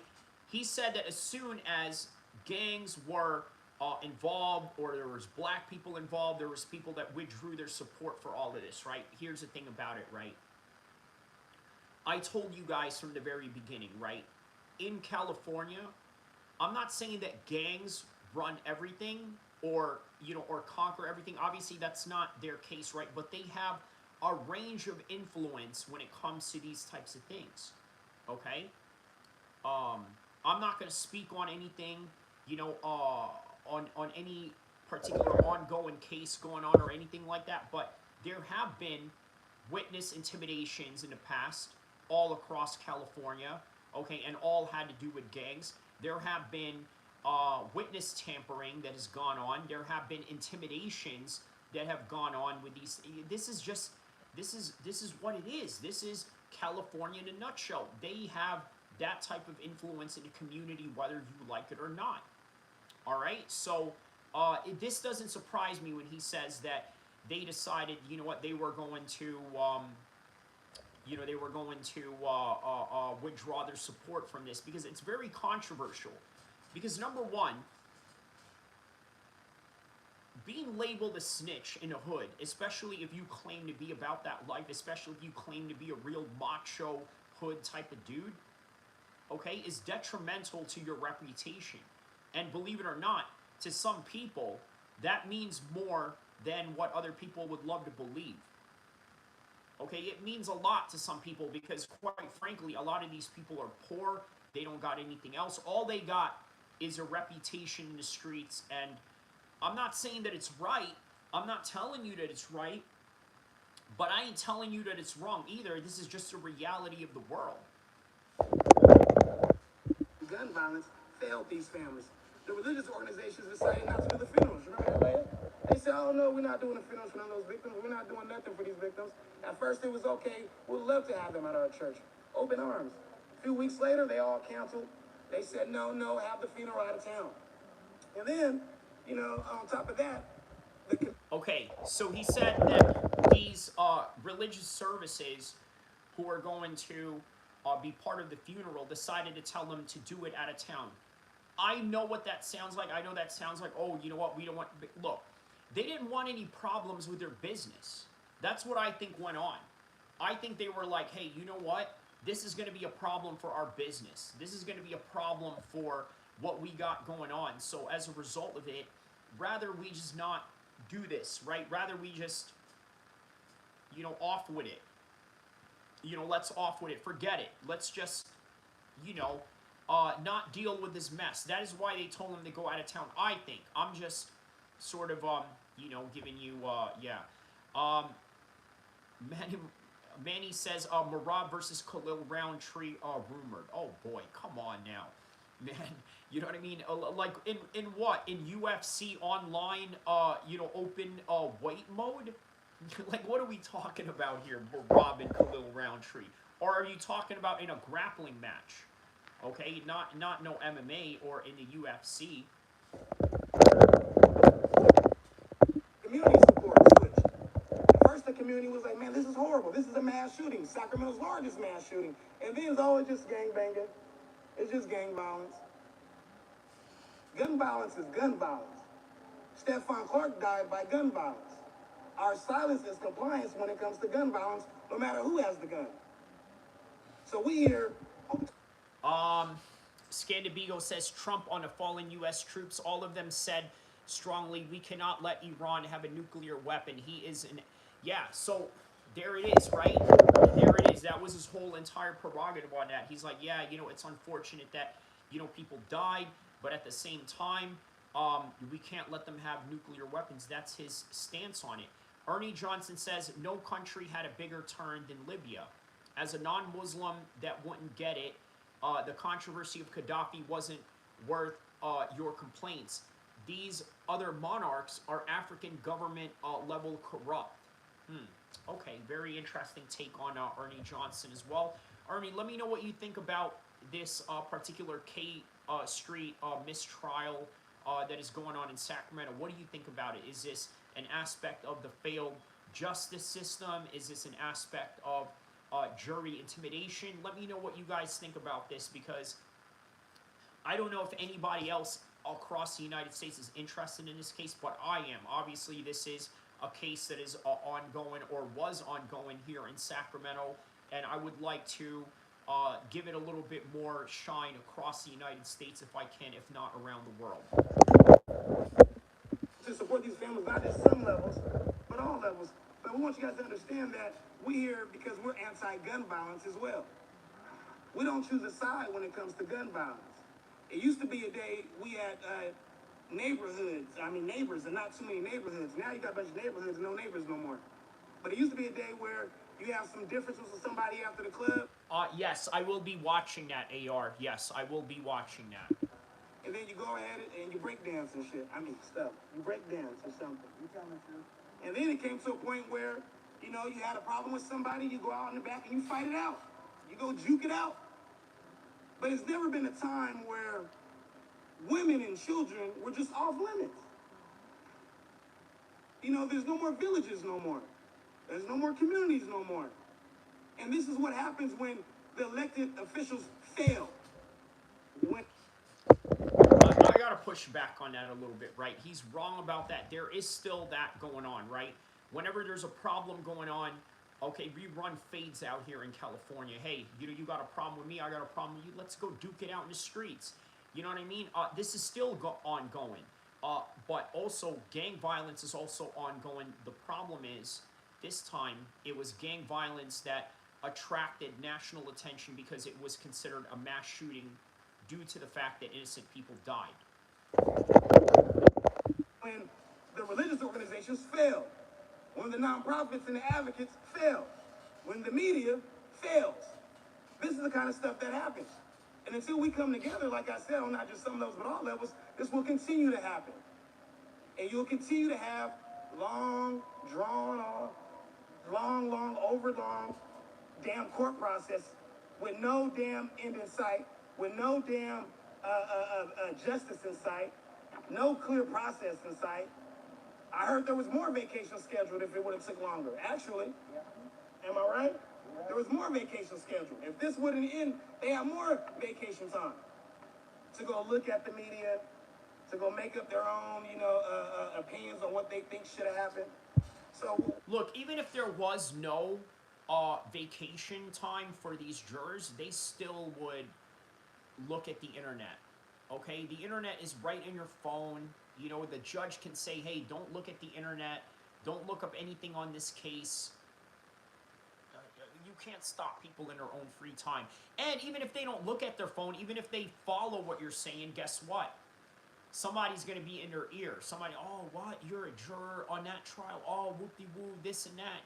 This is how I feel about it. This is what you should do, not do. Yeah, come on. When I look at this case, come on now, I think it's a failure on these families. Our hearts go out with the family, Clark family's heart go out with the family, because we know what it feels like to be failed by a justice system. We know what it's like. And, I've lost two brothers, one to community violence and one to gun violence. And I would hate for anybody, I didn't get no court proceedings in my brother's situation. But at the same time, I would hate to be a family that have to sit here like this family did, that these families have, to watch their loved one be assassinated again. Because that's pretty much what it was in there. This had nothing to do with justice. So there was none. So when we say no justice, no peace, this is exactly what the hell we need. Okay, we'll go ahead and take questions. Yes, go ahead, Steve.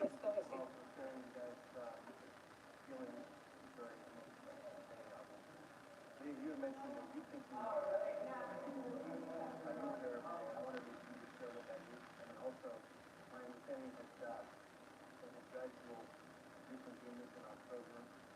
What's your opinion on that? Yeah, so, All right, so from what I've the person that was asking a question in the background, it sounded very low, but let me repeat to you what I heard him say, right? So he said that the judge may reconsider this somewhere in October or so, right? So yeah, they're gonna try to switch this up in October. We'll see how this goes. Scandibigo says drones really messed up U.S. power. You know what? And it's crazy that it was Iran that built these drones, but guess what, man? you know, Iran and the Iranians are some of the best engineers in the world. So it's not a surprise that they can come up with drones that can really blow up some people out there. So this is the latter part of your question. So when the court is supposed to resume in this matter, that's just to talk about and brainstorm what they want to do next as far as next steps. Typically in a mistrial, you have to get a brand new jury and you start the process all over again. So it could possibly be that. It could be something where there's a plea deal maybe offered, maybe that, so that the families don't have to endure it all again. That really wasn't clear to us today. We came here being told that it was a hung juror, just to get here to find out that the judge ruled it a mistrial. Okay. As far as how court has been, just to give you some background and history on this, we've been in 2 different courtrooms with 2 different judges. Okay. And prelims were 4 years. And then we just spent 42 days for trial. So, like my brother said, I mean, it's been a circus in here. It has. There's no protection to the families. You know, when you have victims' families coming in here and something so high profile and something that's so dangerous to where it's been coined the deadliest shooting in Sacramento history, the families should have escorts. They should have safety provisions in place. They should be protected both emotionally and physically, as I said. So what I said at the beginning of the trial to the prosecutor. Yeah, but what you're asking for is a serious budget from the police, and they're just not going to expend that. Was there needs to be some therapeutic support here? Was there throughout the whole process? No, there was nothing. So when these families had to break, she had to be on the stand and testify to everything that she endured that night. If it's not horrific enough that that's something she's never ever going to get out of her mind, but then now she has to tell it in front of a whole courtroom where they allowed individuals from the other side of the courtroom to heckle her, to yell out at her, to say things at her while she was on the stand. So what happened to witness intimidation? Does that not apply for black people? Does it not apply for the K Street shooting? Does it not apply maybe for his courtroom? We don't know. We don't know. But the family deserved better. They didn't even get a call today. Families didn't even get a call today from the district attorney's office. None of these families found out what was happening today from the district attorney. AR says protect your life first. Facts. So that just speaks to the lack of respect that was shown and just the lack of compassion. That if nothing else, your first contact should be the victims' families. They deserve to be here. They had a right to be here. They had a right to be in that courtroom to hear every single thing that the judge said. They had a right to hear that. And they failed to do that. And it was on purpose. It's intentional. So there was a lot of things that took place. This was not a safe environment at all. You know, families have to walk blocks to get to their car. They've been threatened. There's been death threats. There have been physical altercations out here in front of the courthouse and inside the courthouse. It's been absolutely horrible. Go ahead, Rexon. You say that today there was no justice. What would justice look like if there is another trial for the family? Well, I mean, ultimately, Justice looks like death. The same thing y'all imposed on my sister and my family is what it should look like for you. It looks like death. It looks like 100 years locked in a cage. That is what justice looks like. Oh, okay. So it looks like death. It looks like being locked in a cage for 100 years. That's what justice looks like. The same thing you put out is the same thing you need to get back. Accountability. Accountability. So, yeah. But unfortunately, it doesn't work out like that. They have to go through the process of the law. That also includes if you like it or whether you don't like it, right? That's just how the law works. yes. Not to have no hope and a prayer. To sit there and know that you have a term to serve out. Just like you sentenced us to a term of taking my daughter from me that I have to serve out, you should be in jail right now saying, I have to spend the remainder of my life doing this. Because this is the decision I made on April the 3rd, 2022.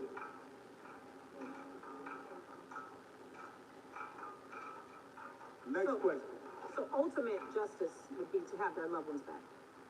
That's really ultimate. There's no such thing as justice. You know.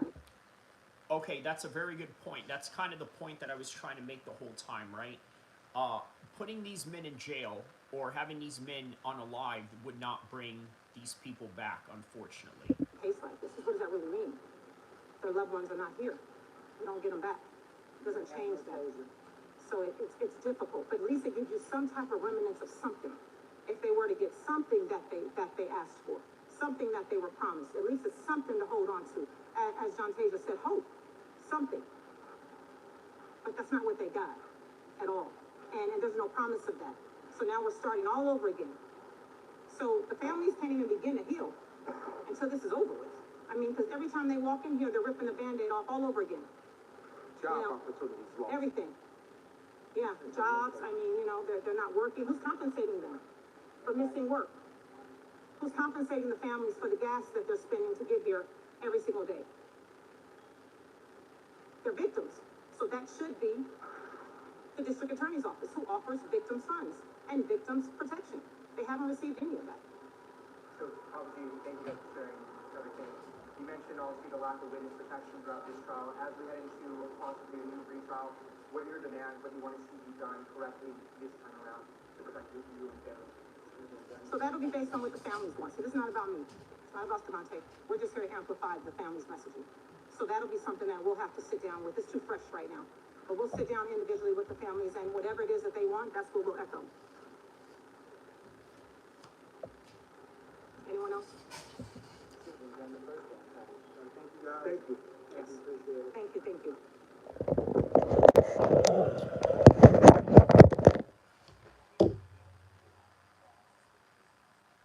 All right, yeah, that concludes that press conference right there. How the tide has turned, Scandabigo says.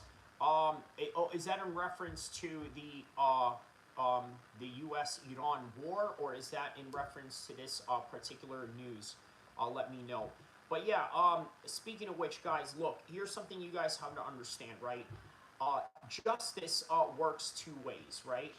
One way that it works is that, you know what, if you really are guilty, okay, and you got a good lawyer, you can get away with some things, all right?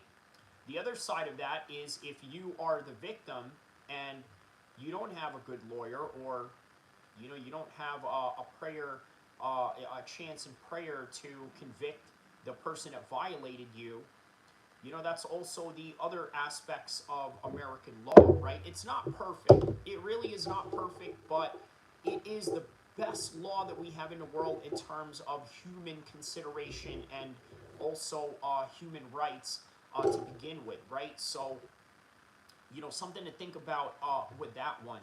All right. Let's see if there's any more.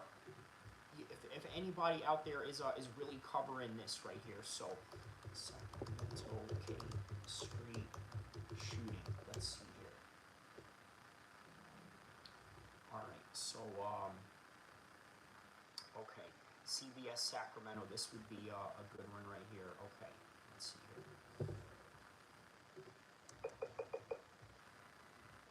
Schultz, new life for your feet. Check this out. I'm going to show you how I afforded this card.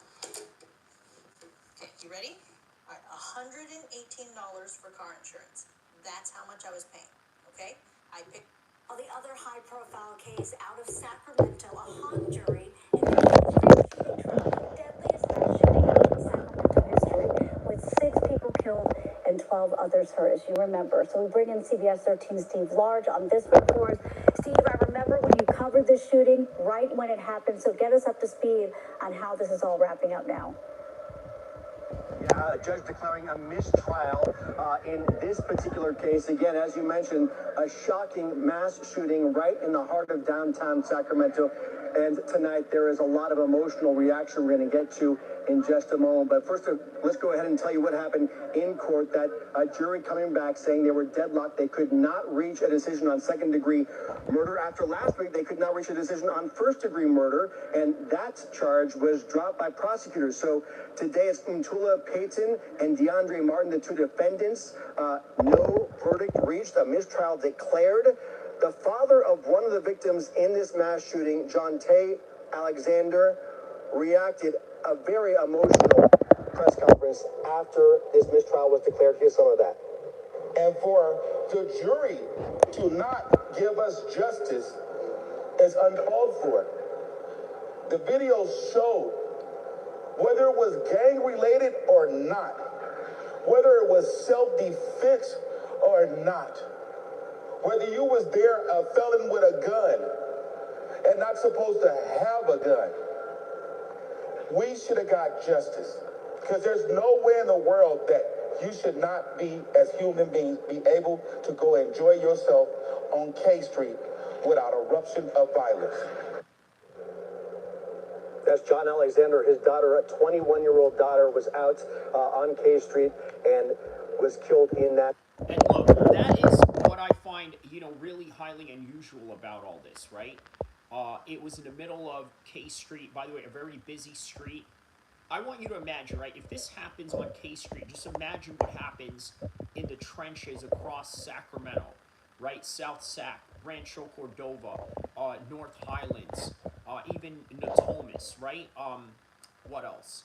What else? Other parts of Sacramento, Arden area, right? All these areas across Sacramento. Just imagine if this can happen in a busy nightlight street like K Street, where there's clubs and there's also the Capitol building right across it, where you have CHP and and all types of police presence happening. Just imagine how this happens in the hood on a daily basis, right? The only difference is that in the hood, when they shoot each other up, it's usually just the gangs going at each other. It's nothing to do with innocent people being involved. But this time it was in the middle of public. There was innocent people involved, and this is the result of it. That mass shooting. Now, Linda Parisi, one of the defense attorneys, had argued in court that this was a shooting that was an act of, in the heated moment, and self-defense, that it was not gang-related, and that may have played a role ultimately into this hung jury. Here is defense attorney Linda Parisi. Manny says, what's up? Shout out to you.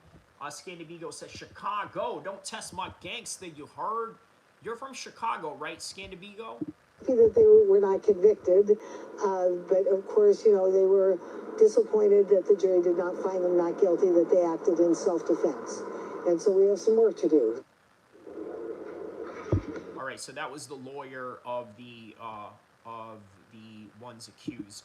Now, we should also mention that the jury did find them guilty on gun charges. As for this second-degree murder charge, the mistrial, there is a court date that has already been set up for the first week of October. The DA not releasing any statement with regards to this mistrial, other than to say that they are going to reassess over the next couple of months and decide whether to retry this case. That will again be the first week of October. But this deadliest shooting in Sacramento history, a mistrial declared here today. I have a problem right now. All right. Okay, so that was that. Let's try another one right here. This is okay, let's try this right here. Good afternoon, Curtis Ving of the KCRA3 newsroom. We're interrupting programming because we have just found out that there's a hung jury in the K Street shooting trial. Jurors initially could not reach a deal on first-degree murder charges for the two defendants, and they were told to go back and decide on second-degree murder. My man said, I'm watching Over the World, where if you're watching Over the World, then you should be watching this trial, not to go on mistrial and have had something done with that. Well, we're just finding out from a source in the courtroom that the jury could not reach a deal on those second-degree murder, the second-degree murder charges. And so now it's going to be up to the prosecutors to decide if they want to retry this case. 6 people died in that 2022 gun battle in downtown Sacramento on the K Street Mall.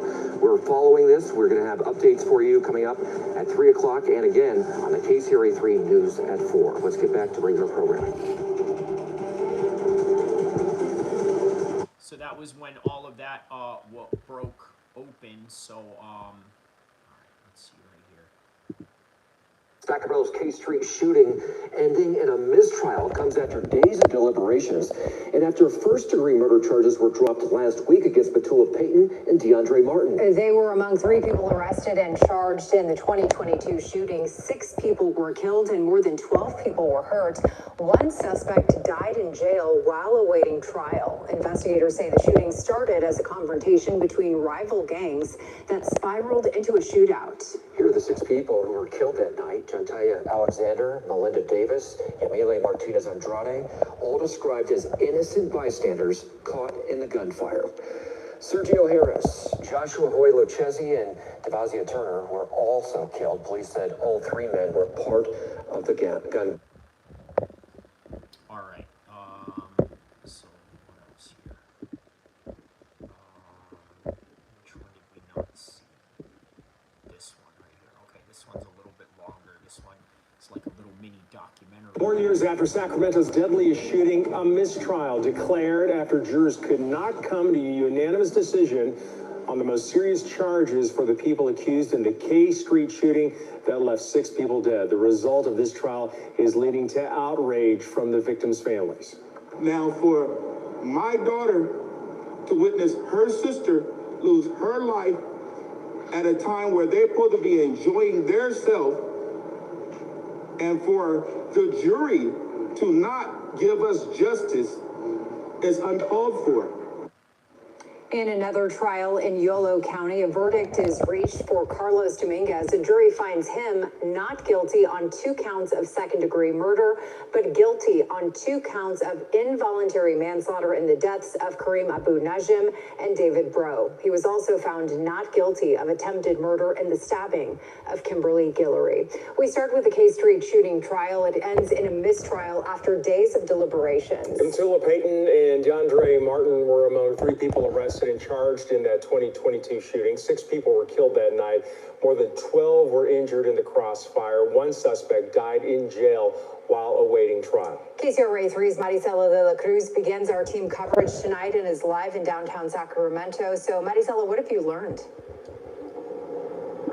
Scandibigo says John Pork is scared to enter the U.S. Is he? I mean, why? Is it because he can only fight in Abu Dhabi? I mean, he did come to New York, and that's why they jumped Dylan Dennis, if you remember. And so how much afraid is he really to come here? After months of testimony and deliberation, this case is still not over after a judge declared a mistrial. This comes after jurors could not reach a unanimous verdict on the murder charges in Sacramento's deadliest mass shooting. Now, since April, prosecutors have been arguing that the shooting was a premeditated gang-related attack in what they called neutral territory. Defense attorneys, however, maintained friends were simply hanging out before a confrontation escalated into gunfire, while these shell casings that are being found right here, this was in April 3rd, 2022 of this footage you're seeing right here. Jurors could not reach a verdict on the murder charges. They did find both defendants guilty of possession of a firearm. Each could face up to 3 years in state prison for that conviction. We spoke with defense attorney Linda Parisi, who represents DeAndre Martin. Jury's been out for several days during deliberation, and today they sent a note to the judge indicating that they were hung on second-degree murder. And after they sent that note in, we came back into court, and the judge declared a mistrial as to counts 1, 2, and 3, which is the 3 murder charges.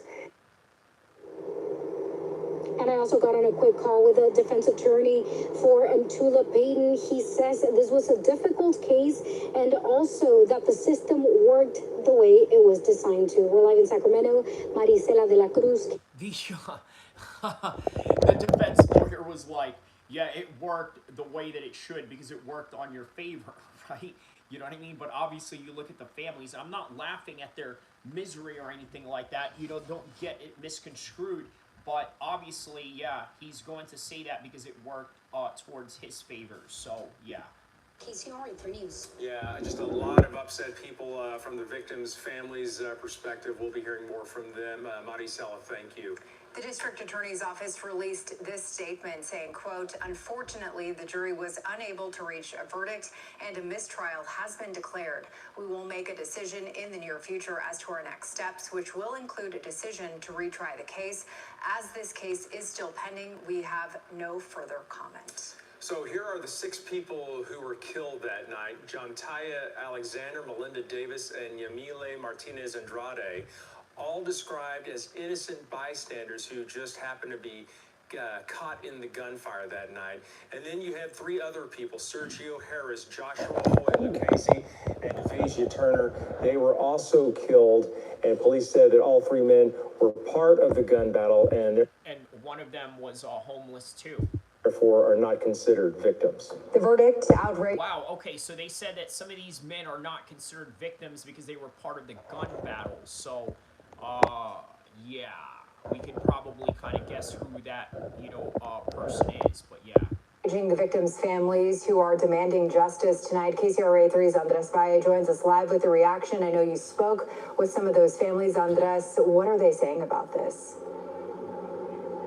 Yeah, Andrea Golston, really the entire message here from those families that just spoke to us maybe about an hour ago is they say no justice was served today. At one point, the father of Jontaya Alexander said this was a slap in his face, that they think that people should go downtown without the fear of any gun violence. So it was really heavy when they were speaking to us, speaking to the media, how we've been covering this for the past 4 years or so. We also did hear from the family as well of Sergio Harris. That's one of the alleged gunmen who died.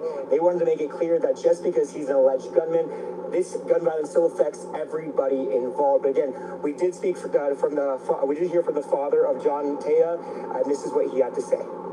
For the jury to not give us justice is uncalled for. The video showed whether it was gang related or not, whether it was self-defense or not, whether you was there a felon with a gun and not supposed to have a gun, we should have got justice. Because there's no way in the world that you should not be, as human beings, be able to go and do it yourself without eruption of violence. And you got to keep in mind, this is one of the deadliest mass shootings in Sacramento's history. Now, we also heard from the sister of Jontaya, and I just want to read you a couple of those quotes that I just did write down because it really just drove the message home of what they're dealing with right now. She says, "I have no hope. That hope was gone, and it was tarnished today." She says she's not been able to live, and her hope right now is actually 6 feet buried in the ground. So, of course, they were angry. Kenneth, Bust the Move. What up, homie? Shout out to you, Kenneth, Bust the Move, man. Let me know what part of the world you are from. Or is this Juice Man? Are you Juice Man, or are you a new person on the chat? Let me know, my man. Agree about the way things went today. They talked about kind of the issues they went with this entire trial, how long it took, the alternates of the jurors, as well as issues, what they think they had with the judge as well. And of course, now they have to start mentally. Okay, shout out to you, Kenny. Yeah, man, you're very welcome here, my man. First time seeing you here. Shout out to you.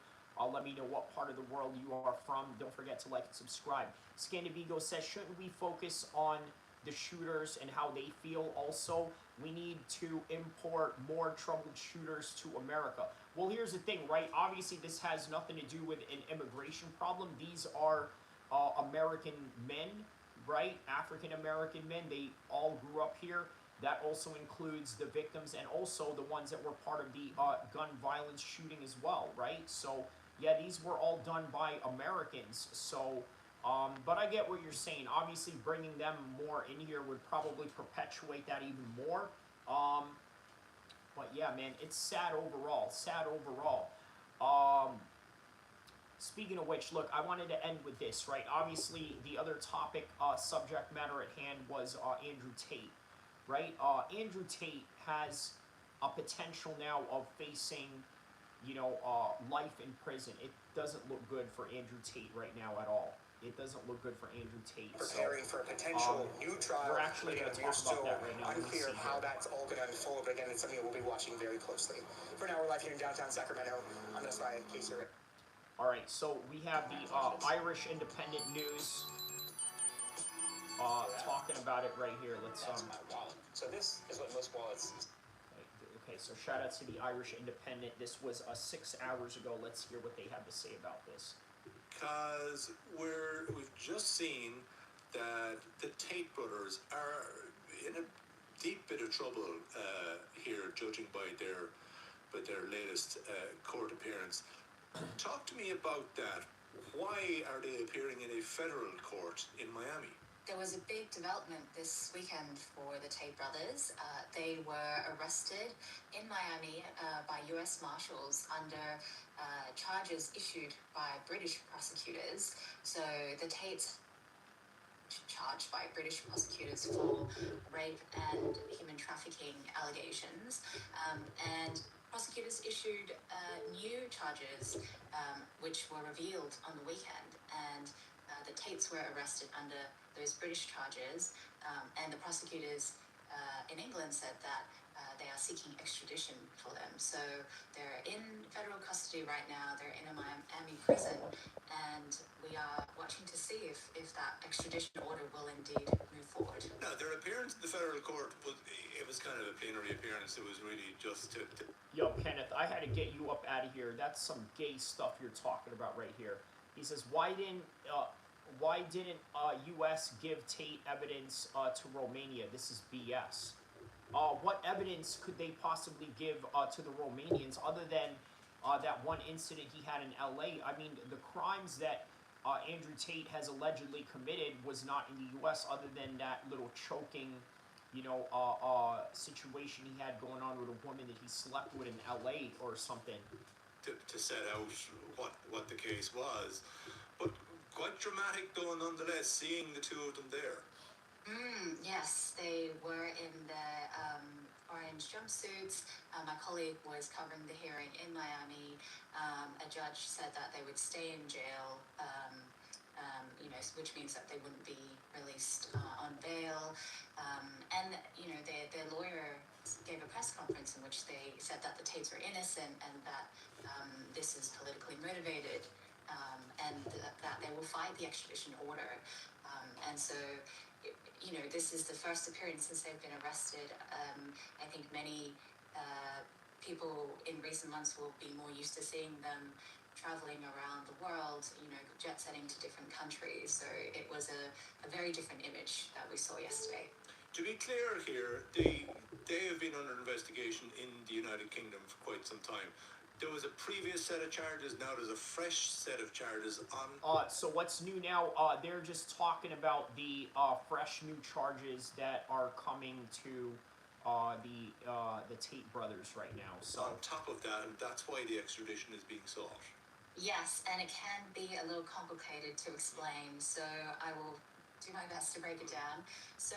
Alright, so they're going to explain right now the extradition that is going on with this. The Tates have been facing criminal investigations in 3 different countries, the UK, Romania, and the US. And the last time that they were arrested in 2022 was in Romania under an investigation there. And they were in and out of house arrest for several years. And the UK had made an agreement with Romania when the UK also issued charges, similar charges of rape and human trafficking, that Romania would resolve its case first and then they would be extradited to the UK. Since then, the investigation in Romania, there has been some quiet around it, and prosecutors lifted their travel restriction. They were arrested in the United States, so I don't know how the U.S. could take their Bugatti, unless, of course, the Romanians decide to seize it while they are being arrested. But yeah, as far as their Bugattis and all of that is in Romania, right? You'll never see Andrew Tate ride around in a Bugatti in LA, in New York, or Miami, or anything like that. But yeah. Which meant they were able to leave Romania and, go to the US, for example. And it's in this situation that we see the UK prosecutors now saying, here are some fresh charges. These new charges are fairly extensive. Andrew is now being charged with rape, sex trafficking, and indecent images of a child and extreme pornography. And that right there is what is going to ruin his reputation right there, right? Look, it's one thing to be a pimp, right? I mean, I don't necessarily condone that kind of behavior or that type of criminal activity, but it's one thing to be a gangster. It's one thing to shoot at people. It's one thing to shoot at rivals. It's one thing to be in, beef with somebody or this and that, right? These are all normal set of occurrences that happen in the life of a gangster, right? But when you're talking about child pornography and child images and stuff like that, man, no real gangster anywhere in the world is going to vouch for that. Okay, not in Compton, not in Brixton of London, not in France, not in Spain, not in anywhere in the world where they practice gangsterism in any kind of way will they condone that in any way. No underworld, no mafia organizations or criminal organizations would vouch for that type of behavior in any kind of way, right? So that right there is just going to ruin his reputation. Scandavigo says you're not allowed to arrest Bugatti owners. Well, depends who those Bugatti owners are. I'm sure Trump has a few Bugattis on his own, right? So they definitely can't arrest him, I suppose. And I think that's a pun of you basically going at saying that, rich people don't get arrested. Is charged with sexual assault, rape, and also sex trafficking. These offences were alleged to have taken place between 2010 and 2017. And so the prosecutors said that this was the reason why they issued this new extradition order. The U.S. Marshal Service arrested them, and that's why they are now once again in custody. Extradition between the United States and United Kingdom, quite tight in terms of there is a pretty solid agreement there. There has been controversy over the failure of the United States to extradite a family member of a diplomat who was involved in a car accident in the UK. The controversy over that, but that tended to be the exception here, the Americans claiming diplomatic immunity there. So this agreement tends to go back to the war on terror, when there was exchanges of prisoners and so on. So this is quite serious. They're not facing extradition charges in some country where the arrangements would be more loose. Yes, there's a very clear treaty in place between the US and the UK on extradition, and as you say, very few instances since that treaty came into being where the US has turned down a UK request for extradition. We don't know what's going to happen here. The lawyers are planning, for the Tates, are planning to fight the extradition order, and the Tates are both British and American citizens, so... There you go. And that is what is going to make this very complicated, right? Because they are also American citizens. It's one thing if they are just British, right? If, let's say, Michael Bisping, I know he's an American citizen now, but let's say back in the days, he committed a crime in England and then he decided to move out here and then the British wants him to answer for it. It would be very difficult for, it would be very easy for the British to bring back Michael Bisping, right? All the British have to do is say, hey, we got this guy right here, we want you to bring him back, okay, no problem. Andrew Tate and Tristan are American citizens. This is going to be very difficult to bring them back. Scandavigo says the Tate brothers are 100% scumbags. There was a point of my life where I would disagree with you. This is the point of my life right now where I actually agree with you. Everything about them, right? It doesn't smell, of any, human decency of any kind, right?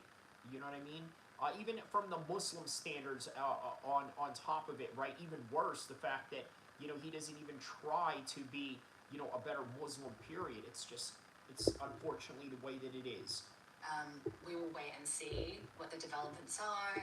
It could take several months if the lawyers are challenging this and appealing this before we know. But if we're looking at what's happened before this in terms of extradition. That it's very rare that the US has turned down a request from the UK. Separately, you mentioned there is an investigation. Scanabigo says they started as internet pimps using weak girls. I'm going to have to agree with that, right?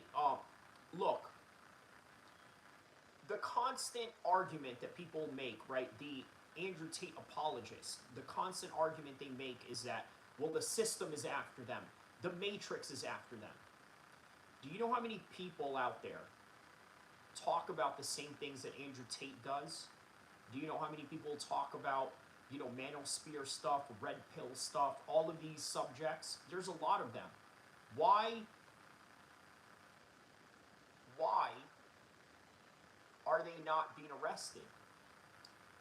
Myron Gaines is also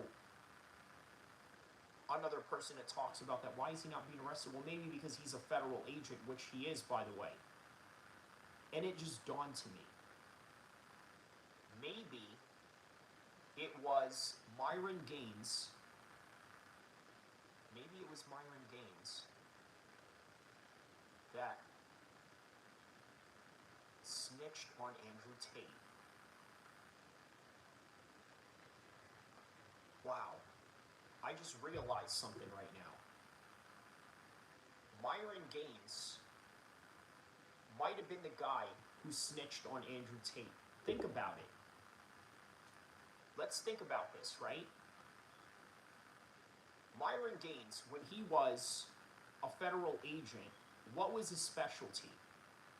Myron Gaines' specialty as a federal agent was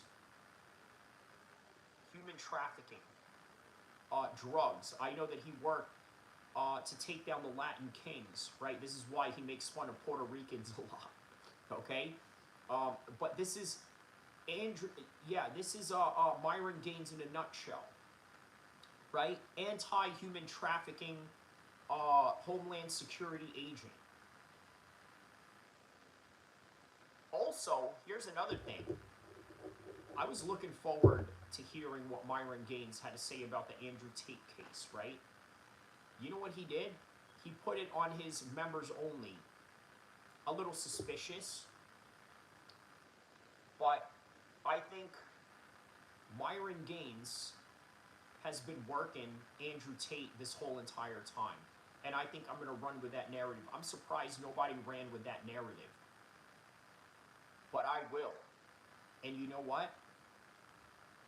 I think I may just do a live stream, another live stream about it. That's what I think I'm going to do. I think I'm going to go do another live stream regarding Myron Gaines and why I believe he snitched on Andrew Tate.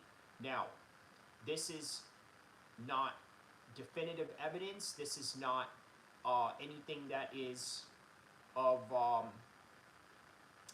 of case value that can prove my point, but it is a theory, and I'm going to entertain the theory, and I'm going to see if there's going to be enough people that can vouch for it. That's what I think. Winner says, didn't the Democrats support a fake president for 4 years that squandered trillions with no ROI for taxpayers? Didn't the Democrats support a fake president? A fake president, when you mean a fake president, is that in reference to Joe Biden? I agree, man. You know, Joe Biden was probably the worst president ever. Yeah, let's hear more what they're talking about here. Maybe there's more to this. Underway in the United States into the Tate brothers. What's the status of that investigation?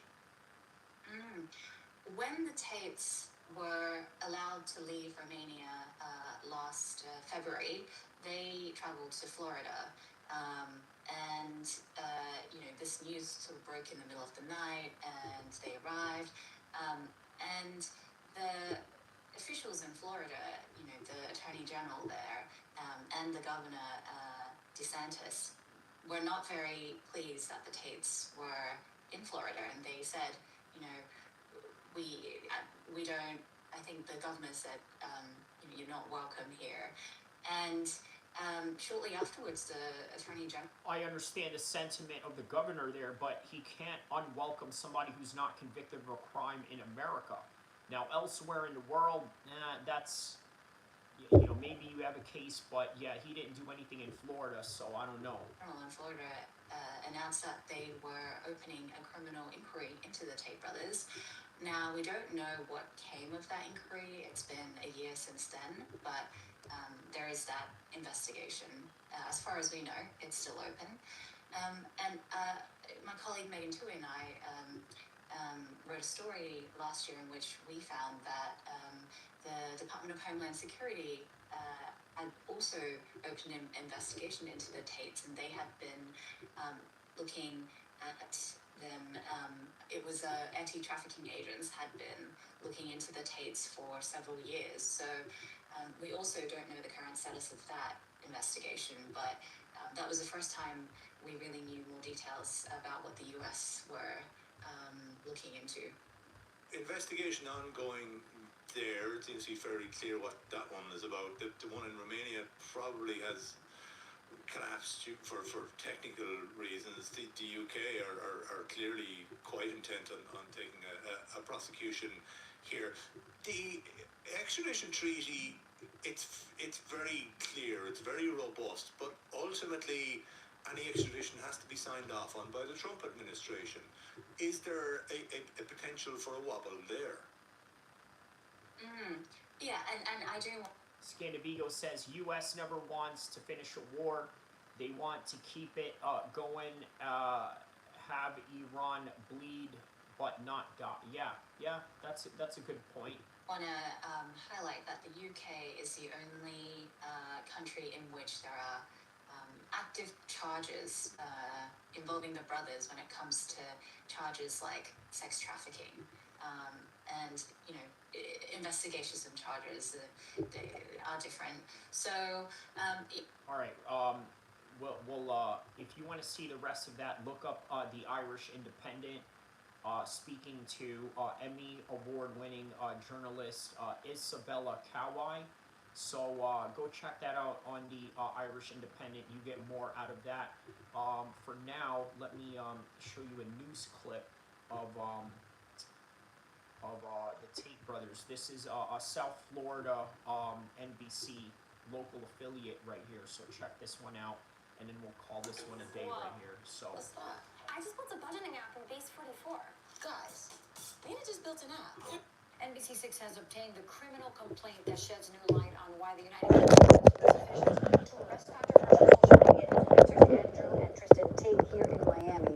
The complaint accuses the brothers of sexually assaulting women and operating an online business where the victims performed acts for paying subscribers. Christian Colon reviewed the court documents and has the breakdown. And we do want to warn you tonight that the details in the complaint are graphic. Former kickboxers turned social media influencers Andrew and Tristan Tate, known for promoting wealth and male dominance online, are now in federal custody in Miami as UK authorities seek their extradition under a treaty with the U.S. The charges relate to 7 victims spanning a period from 2010 to 2017. British officials say they intend to prosecute the brothers on 59 criminal charges related to rape and trafficking. A complaint obtained by NBC6 also alleges the siblings ran an operation where women described as cam girls performed sexual acts online for paying subscribers. We think these charges are salacious and defamatory charges. Andrew, ain't it crazy how his lawyer looks like him? and Tristan Tate have been accused of the most heinous acts that 2 men could be accused of. The criminal complaint accuses Andrew of repeatedly putting one woman in a chokehold and raping her. In one instance, putting his arm around her, preventing her from breathing and causing her to lose consciousness. I want to make it clear, there is no place for male violence against women and girls in our society. The complaint also accuses Tristan of raping another woman and choking her, stating after she would lose consciousness, he would forcefully slap her face to wake her up. The victim also told police Tristan would hit her with a belt on multiple occasions, which caused serious bruising. The woman says she would scream for him to stop, but he often would not. And the brothers have denied all the allegations, and today their attorneys tell me they plan to fight the extradition and not a flight risk nor a danger to the community. Their next hearing in federal court is on Monday. Christian Colon, NBC6 News. Okay, so, this is hard for me to say, right? Because I don't know if this is true or not, but I'm going to try anyway. I honestly think that Myron Gaines snitched on Andrew Tate. Think about this, right? Do you remember the time when Myron Gaines went to Romania to visit Andrew Tate? What do you think he was doing there? I don't know, maybe surveillance, maybe intel gathering, right? Something that he can report back to his superiors in Washington or wherever the Homeland Security headquarters are, which was the branch that Myron Gaines was a part of. Also, another thing you got to understand about Myron Gaines was that not only was he specializing in gang units and narco trafficking, also working on cases with the Latin Kings and whatnot, which is why he, has this hate for Puerto Ricans, or by the very least makes fun of them, right? But what I will say is that his whole entire expertise was based on human trafficking. Doesn't anybody find that kind of weird? Myron Gaines was a Homeland Security agent who specialized in human trafficking, and that wasn't his only case that he worked on, but it was a prominent part of his law enforcement career. And then, lo and behold, he befriends Andrew Tate, who happens to share the same worldview as him, who happens to also share the same Islamic faith as him, regardless of how you may believe Andrew Tate is not a real Muslim or lack of practice or not. And that also includes for Myron Gaines as well. But on any regard, there's a connection there. They're both Muslim, they're both, on the whole red pill social media side of things, and he befriended him. But the argument is that Myron Gaines is no longer a Homeland Security agent. Or is he? Could it be that he's still working with them, but not at the capacity of, let's say, a normal, regular 9-to-5, but a capacity of being an asset, or just plainly still working with them while making a salary with whatever it is that they pay him, right? Because think about this, right? Myron Gaines has been demonetized from YouTube, right? So where does he get his money? Maybe Rumble, maybe other social media sites, sure. But YouTube, it was probably the majority of where his money came from, right? Who's paying him? Is he still under the government payroll? And once again, I don't know.